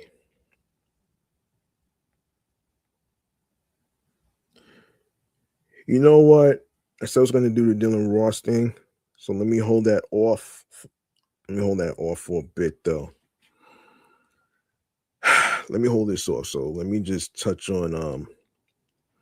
All right, Dylan Ross has such a good year in the minors in 2025 that he put himself on the prospect map here at Amazing Avenue, ranking 18th on our list of the team's top 25 prospects. And that was before the Mets' trade that sent Jet Williams and Brendan Sprout to the Brewers, which effectively bumped nearly everyone on the list up a couple spots. You can read all about the 25-year-old right-handed pitcher's backstory in Steve Seiper's write-up of him during the prospect list countdown. The short of it is that the Mets drafted him in the 13th round in the 2022 draft. The team was aware that he was injured at the time, and a lengthy recovery delayed his professional debut until the 2024 season. And even that considered of just one inning appearance. Ross finally got the chance to pitch a full season in 2025 and started the season in High A Brooklyn, got promoted to Double A Binghamton in mid-May, and got bumped up to Triple A Syracuse in late June. In total, he threw 54.0 innings and with a 2.17 ERA over the course of 49 appearances with a 35.7% strikeout rate and a 14.7% walk rate. Whether or not Ross can be an effective reliever at the major league level remains to be seen. It's not impossible for a reliever to pitch well in spite of a bad walk rate, but it certainly doesn't help to have one. But it certainly doesn't help to have one. And for what is worth, the projection systems published at Fangraphs generally have him hovering around an ERA of 4 in 30 something innings at the major league level this year. All right, Craig Kimbrough, who the Mets recently signed, actually. Okay, so late on Saturday, reliever Craig Kimbrough signed a minor league deal with the Mets that contains a MLB spring training invitation, as a source confirmed to Pat Regazzo of On Sports Illustrated. The New York Post's John Heyman was the first to report the signing, while Will Salmon of The Athletic reported that Kimbrough will receive a $2.5 million base salary if he makes the team. Kimbrough, age 37, is perhaps one of the best closers of his generation, being instantly recognizable by baseball fans for his pre-pitch stance.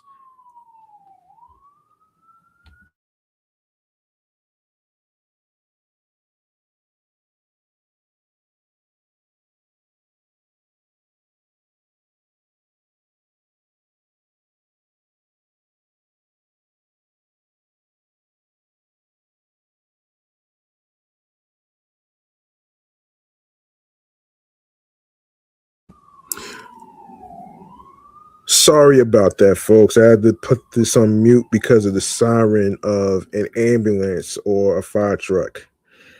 Anyway, where was I? Yes, Kimbrough, age 37, is perhaps one of the best closers in his generation, being instantly recognizable by baseball fans for his pre-pitch stance, hard fastball, and sharp breaking curveball. As a rookie in 2011 with the Atlanta Braves, the right-hander set a rookie record with 46 saves while posting a 2.10 ERA, 1.52 FIP, and 127 strikeouts in just 77 innings, subsequently winning the NL Rookie of the Year award. Entering the 2026 season, Kimbrough has the fifth most saves in baseball history with 440, which is the second most among active players.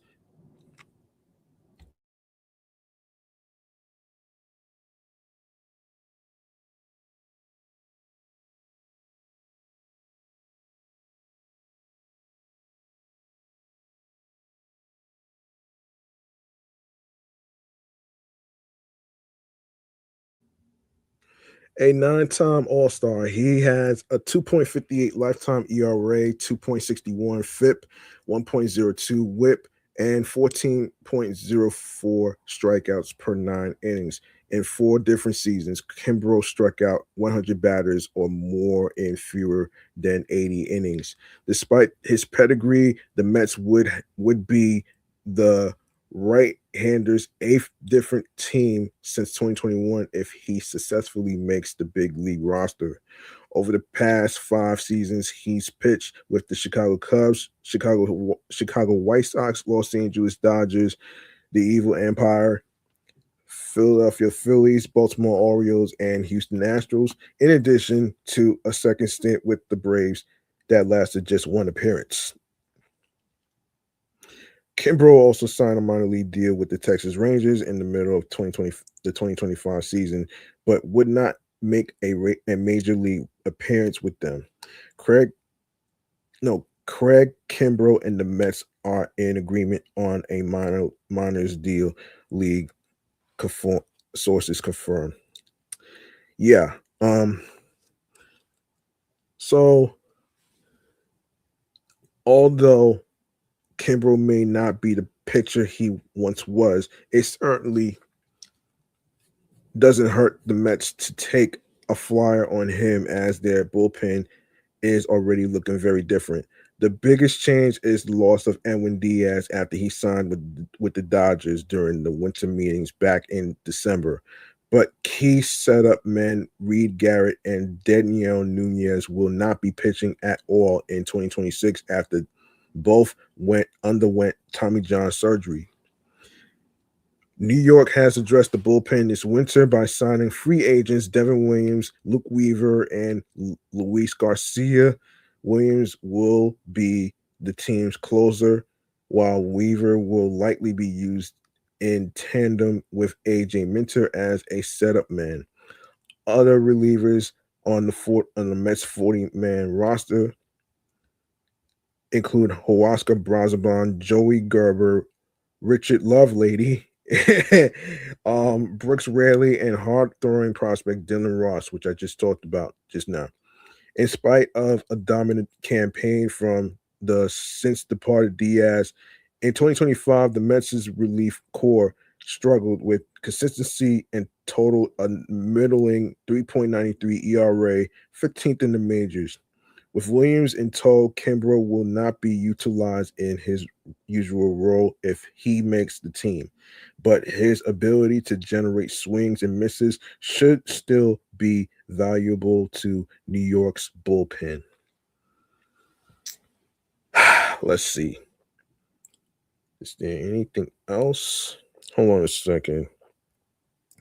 Yes, the projections for spring training and opening day lineup. Yes.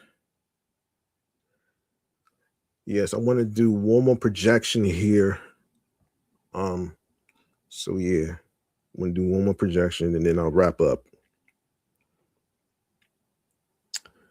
Let's see. Let me see. Um, let's see.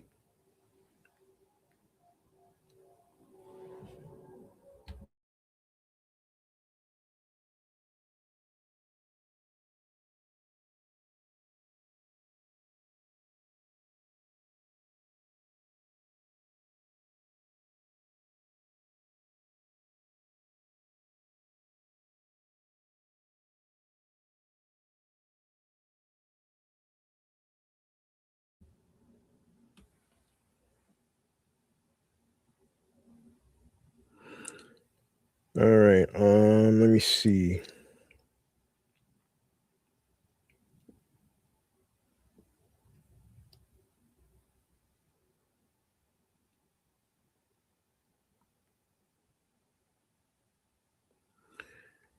Um,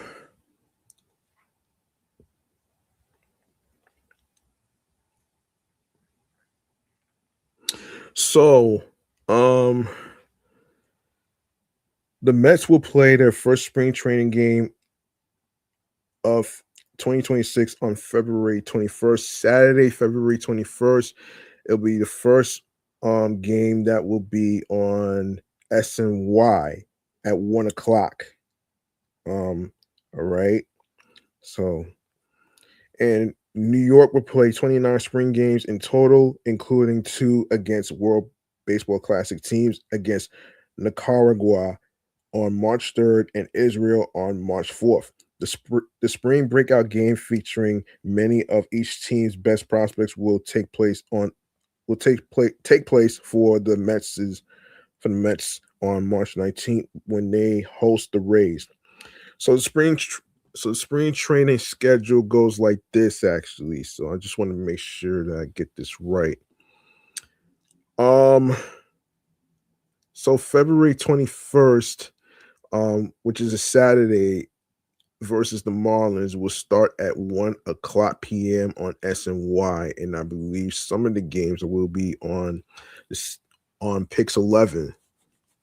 I have to take a look. I have to take a look and circle back to get everything situated. Anyway, so we got February 22nd.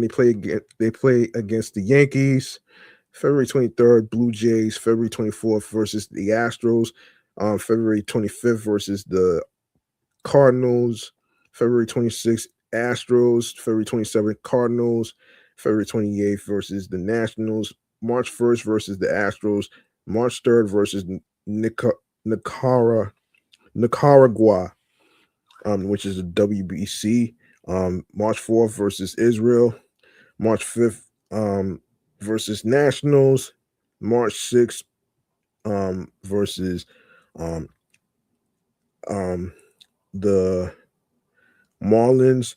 March 7th, they play against the Cardinals. March 8th versus Yankees. March 9th versus Marlins. March 10th versus Cardinals. Um, March 10th versus the Cardinals. March 12th um, um, at Cardinals. March 13th versus Marlins. March 13th. Wait, I think there's an error on here actually.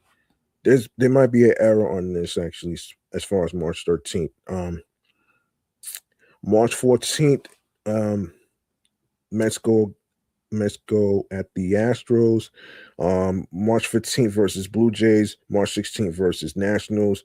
March 17th um, with the Marlins again. March 19th um, with the Astros. March 20th versus Cardinals. March 21st versus Astros again.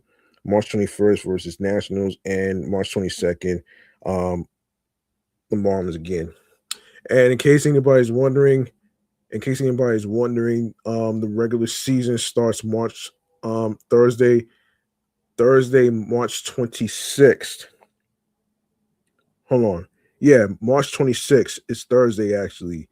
I would have to circle back on the TV broadcasting schedule actually. And as far as the lineup, let's take a look at the projected lineup. Okay, so the New York Mets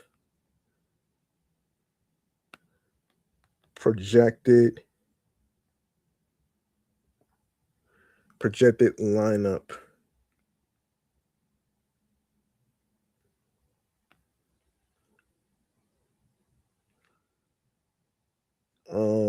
Let's see, projected lineup. Let's take a look here. Let's take a look here. Um, yeah, projected lineup roster. Let's see. Let me take a look here. Opening day roster projection. Yeah, That's what I'm looking for. That's what I'm looking for.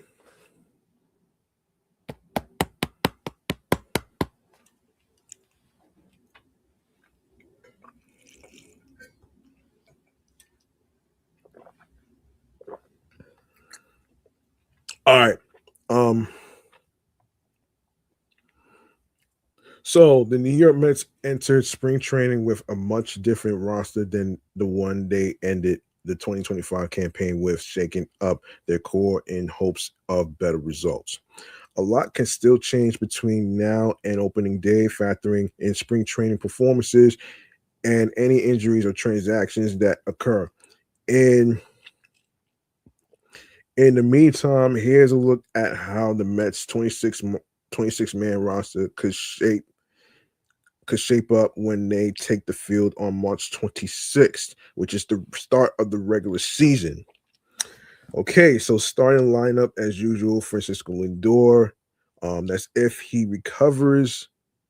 That's if he recovers and ends up being ready in time. If not, he'll need a little more time to actually do that.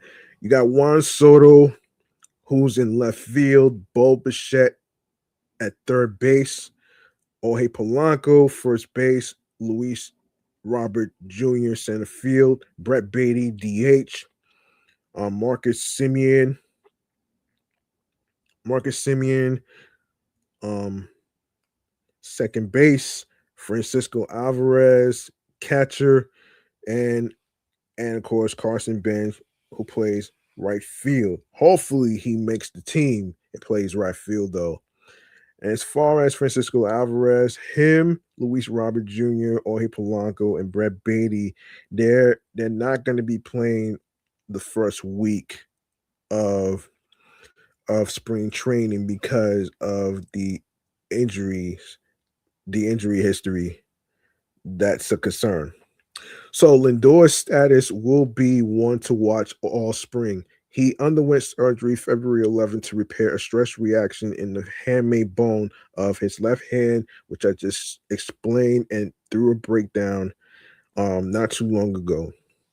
Um, the switch hitting shortstop is expected to be sidelined for 6 weeks, though the Mets remain optimistic he can be ready for the opener. If Lindor misses time to begin the regular season, the Mets have two bench candidates with shortstop experience already on their 40 man roster. You got Ronnie Mauricio. That's highly doubt. I highly doubt that. And you also got Vital Brujan as well. Although Bichette has spent the bulk of his career at shortstop, New York is unlikely to move him from third base as a short-term fix, instead giving him time to grow acclimated to his new position. The Mets' most pressing roster question is whether Benj, their number two prospect, will make the team. Team president David Stearns made it clear throughout the offseason that the 23-year-old would have an opportunity to compete for playing time despite minimal experience at the AAA level. Should Tyrone Taylor win the starting job out of camp, Benj may be sent down to get more consistent at bats rather than being stashed on the major league bench. And yes, so the bench players are Tyrone Taylor, Luis Torrens, um, Mark Vientos. I don't know what's going on with him. He is going to DH, and of course, Vital Brujan that's also going to be there as well. So Taylor, Torrens, and Vientos give the Mets a dependable fourth outfielder, backup catcher, and right-handed bat to split time at DH. All three have been regular contributors over the past two seasons and are locks to rejoin the 26 man roster in 2026, barring trades of or injuries. That leaves one more bench spot up for grabs, ideally filled by someone who can handle a utility role. Few match the positional versatility of Brujan, who was recently acquired in a trade with the Minnesota Twins. Um, I kind of feel like that was like a desperate move right there. The former top 100 prospect has played every position catcher during his 5-year major league career. While Mauricio offers more offensive upside, the presence of Baty and Vientos would make it difficult for him to get the regular at bats he needs. He still has an option remaining, so having him start the year in AAA makes the most sense rather than designating one of uh the other depth players for assignment. So the starting rotation goes like this. You got Freddie Peralta, you got Nolan Lightning McClain, Sean Manaea, Clay Holmes, David Peterson, and Kodai Senga. Um, and Kodai Senga. With 6 legitimate starting options, a 6-man rotation is once again on the table for the Mets as long as everyone remains healthy. Beyond those names, the next wave of depth includes Jonathan, Christian Scott, and Tobias Myers, who can also work in long relief. All 6 members of the Mets starting rotation in one 30-second video. Yeah, that's on X actually. Yeah, bullpen includes Devin Williams, who's the new closer, Luke Weaver, the setup man, alongside with Brooks Raley, Luis Garcia, Tobias Myers, Bryan Hudson, and Craig Kimbrough. Since Myers does not crack the rotation in this projection, he slides into the bullpen where he can still effectively eat innings. In 16 relief appearances with the Milwaukee Brewers last season, the right-hander held opposing hitters to a 591 OPS while posting a 1.91 ERA and 0.91 whip over 28.1 innings. The 4 names ahead of him are locked with guaranteed contracts, leaving 2 more spots up for grabs. With AJ Minter to miss the start of the season, the Mets could use another left-hander to help balance the bullpen. Hudson, who was acquired from the Chicago White Sox last week, gives the Mets just that. The 6'8" southpaw struggled to a 4.8 ERA in 16 appearances last year, but was stellar in 2024, producing a 1.73 ERA and 0.72 whip over 62.1 innings for Milwaukee. He is out of minor league options, meaning the Mets cannot send him to the minors without exposing him to waivers.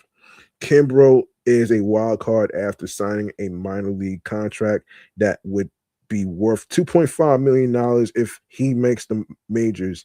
But the 37-year-old posted encouraging numbers last season. He combined for a 3.00 ERA and 1.05 whip in 39 minor league innings and allowed just 4 runs over 13 outings for the Houston Astros down the stretch. If the 9-time All-Star closer proves he can still miss bats at a high rate, his experience in high leverage spots would be a valuable asset to the bullpen. All right, remains to be seen. Remains to be seen. Let me see if I talked about everything on this list.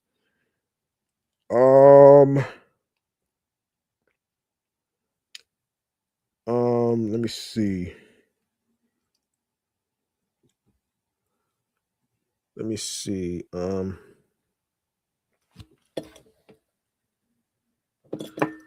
right. All right.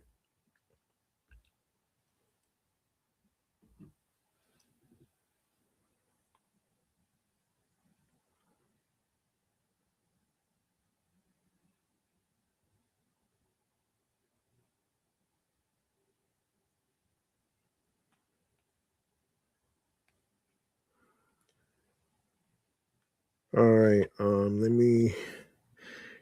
All right. Before I wrap up, I want to take a look at the Brooklyn Nets schedule. I want to take a look at that actually. Let me see. Let's take a look here. Okay. So the Brooklyn Nets, right? Yeah. So tomorrow The Brooklyn Nets versus Oklahoma City Thunder starts at 8 p.m. Starts at 8 p.m. You don't want to miss that. So that's at the Thunder Paycom Center. February 22nd, Brooklyn Nets versus Atlanta Hawks at the State Farm Arena on Sunday. So let's see Tuesday, February 24th, Dallas Mavericks versus Brooklyn Nets at the Barclays Center. Also at the Barclays Center, San Antonio Spurs on Thursday. And let's see, Friday, February 27th, Brooklyn Nets versus Boston Celtics at the TD Garden.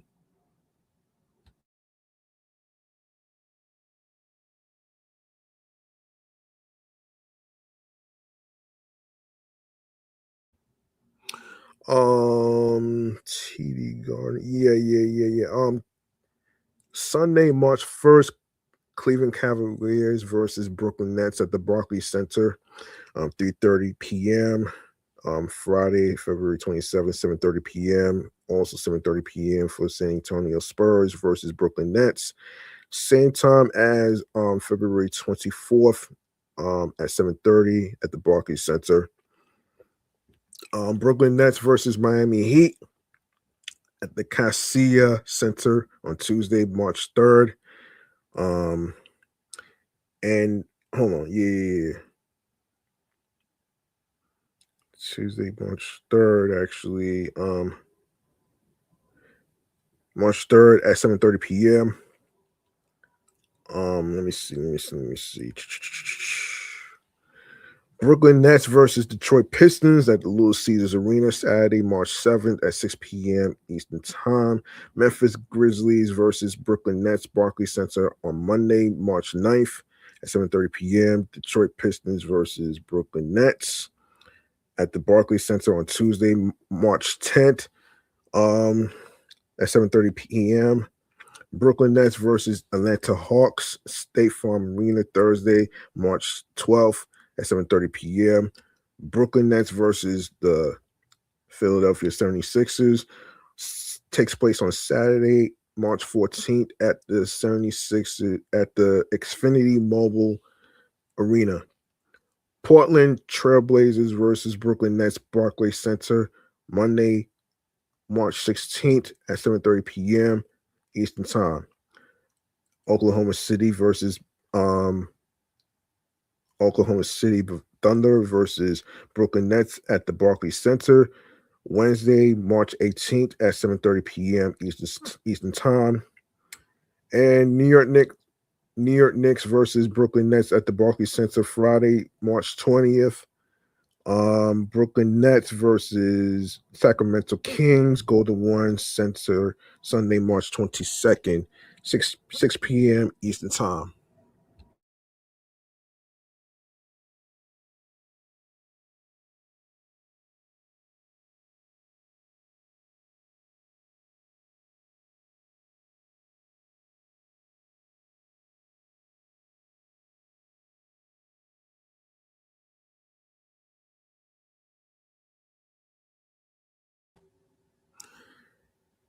Let's see. Let's see. Yeah.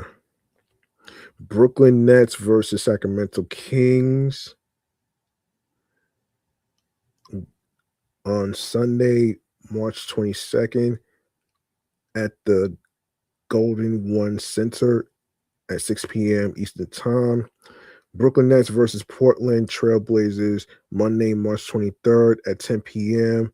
at the Motor Center. Brooklyn Nets versus Golden State Warriors on Wednesday, March 25th at the Chase Center. Starts at 10 p.m. Eastern Time. All right. I'm going to actually call this a night, man. I'm actually going to call this a night, actually. So Yeah, I'm gonna call this a night.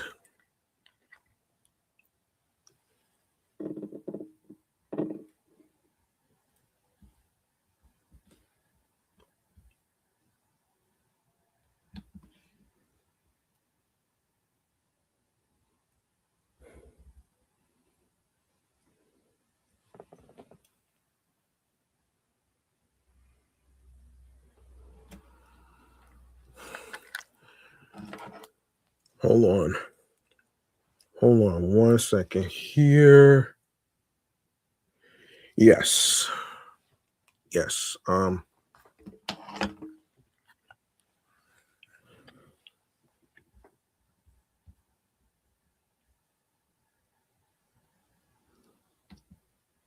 Okay, time for our last segment of the night. All right, stream choices on the go. Let's do this. Let's go. All right, make sure you follow Excellent Fun Vibrant Talks podcast, the sports edition show on Facebook alongside with Blue Sky Social, Threads, and Instagram. And the same goes for my other podcast shows that I do, which is the Entertainment Review Show, Meticulous Vibe Juice podcast, alongside with my comedy Off the Meat Rat Chains New York Avenue podcast. All right.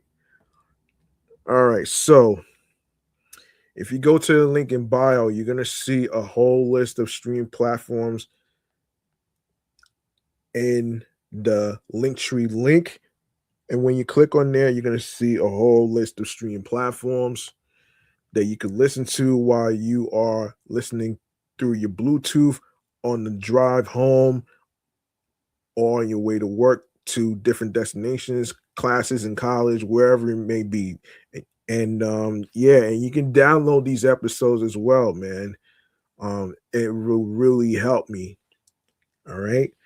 Yes. So the stream platforms includes Audible, Odyssey, Amazon Music, Apple Podcasts, Castbox FM, Deezer Listen Notes, Moon FM Podcast, Overall FM Podcast, Player FM, Pocket Cast, Pandora, Podopolo, Podorama, Podcast Index, Podcast Addict, Podchaser, Podverse, Podcast Guru, um, Podcatcher, Podcast Republic, Snipped.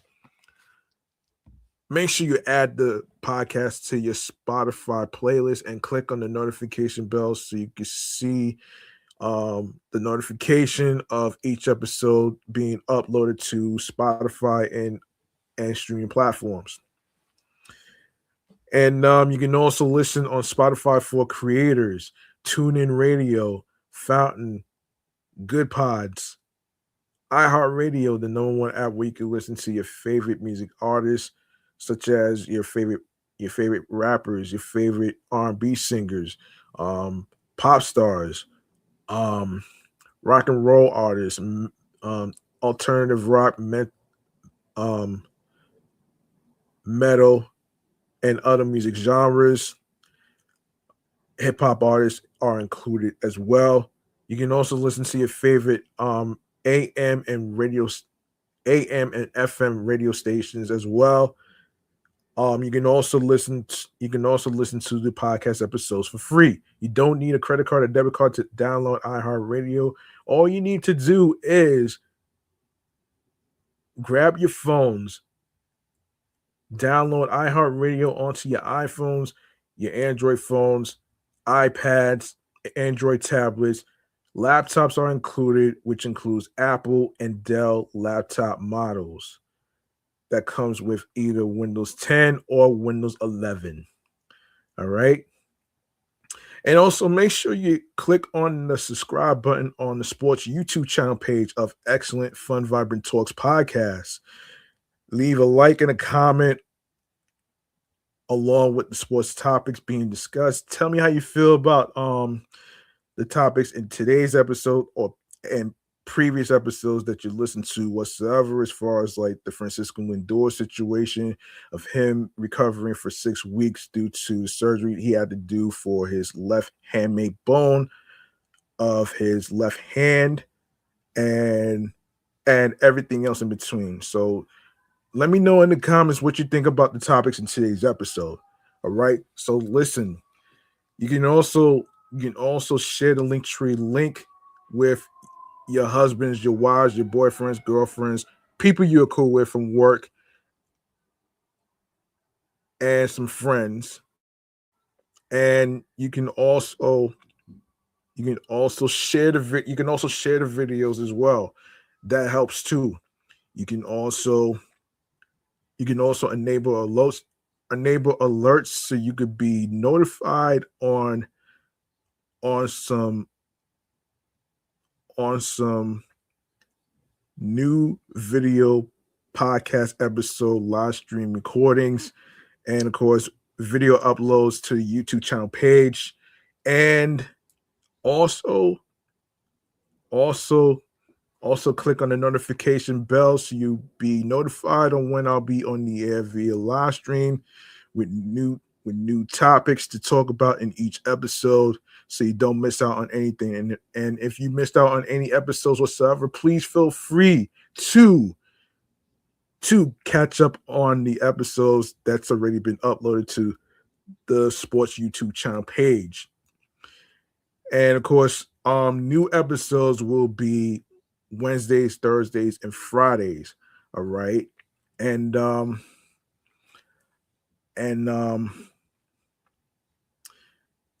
yeah, that's gonna do it for me, man. I'm your man G Money Stacks, aka the Gregonator. Rhymes with now or later, your host with the most. And I'd like to say thank you to every single one of you who took the time to listen to the episodes. You could listen to any other sports podcast in the whole world, but you chose to listen to this podcast as well. Remember, the grind doesn't stop. Hard work pays off. If you want something, you have to work hard and earn it. It's not going to be given to you on a fucking silver platter. And of course, if you plan on starting a podcast, please feel free to actually, be yourself behind the microphone. That way you'll be able to be your authentic self with the topics you are going to be talking about. And of course, be on your P's and Q's creatively, mentally, emotionally, physically, and spiritually. That gets you into your zone alongside with tunnel vision. Don't let anybody tell you what you can or can't do as far as like anything they say about the certain particular career path you chose to do, that there's no money in there. Who's to say that there's no money in something? You can just create it. You can just, find ways to actually do what you can to actually get the moral support of listeners. Build your community of listeners. You know what I'm saying? You might not be able to get to everybody, but don't worry about all of that, though. All that in due time is going to come. And also, I like to remind every single one of y'all Mets fans out there, man, that the first spring training game is going to start on Saturday, February 21st. The Mets take on let me just check one more time. Actually, so I could actually be accurate with y'all. So let me just find this. So,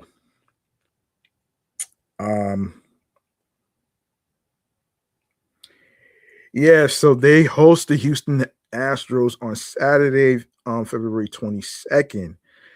February 22nd. And it's going to be on SNY. That's going to take place in Port St. Lucie at Glover Park.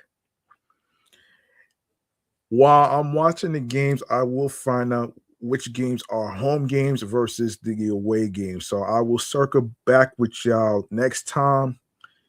And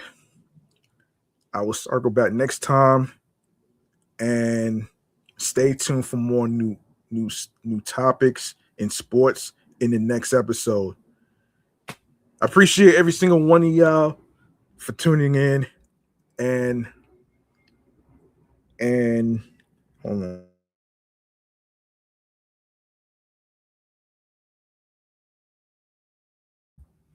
I appreciate every single one of y'all for taking the time to listen to the episode.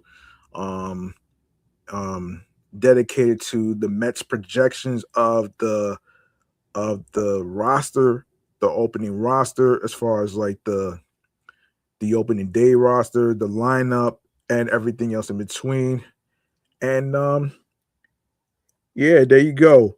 Also, I want y'all to check out the guys from Queens Baseball Live Podcast. Make sure you subscribe to their platform right there and turn those notifications on because they'll be recording their episodes every Thursday at 8:30 p.m.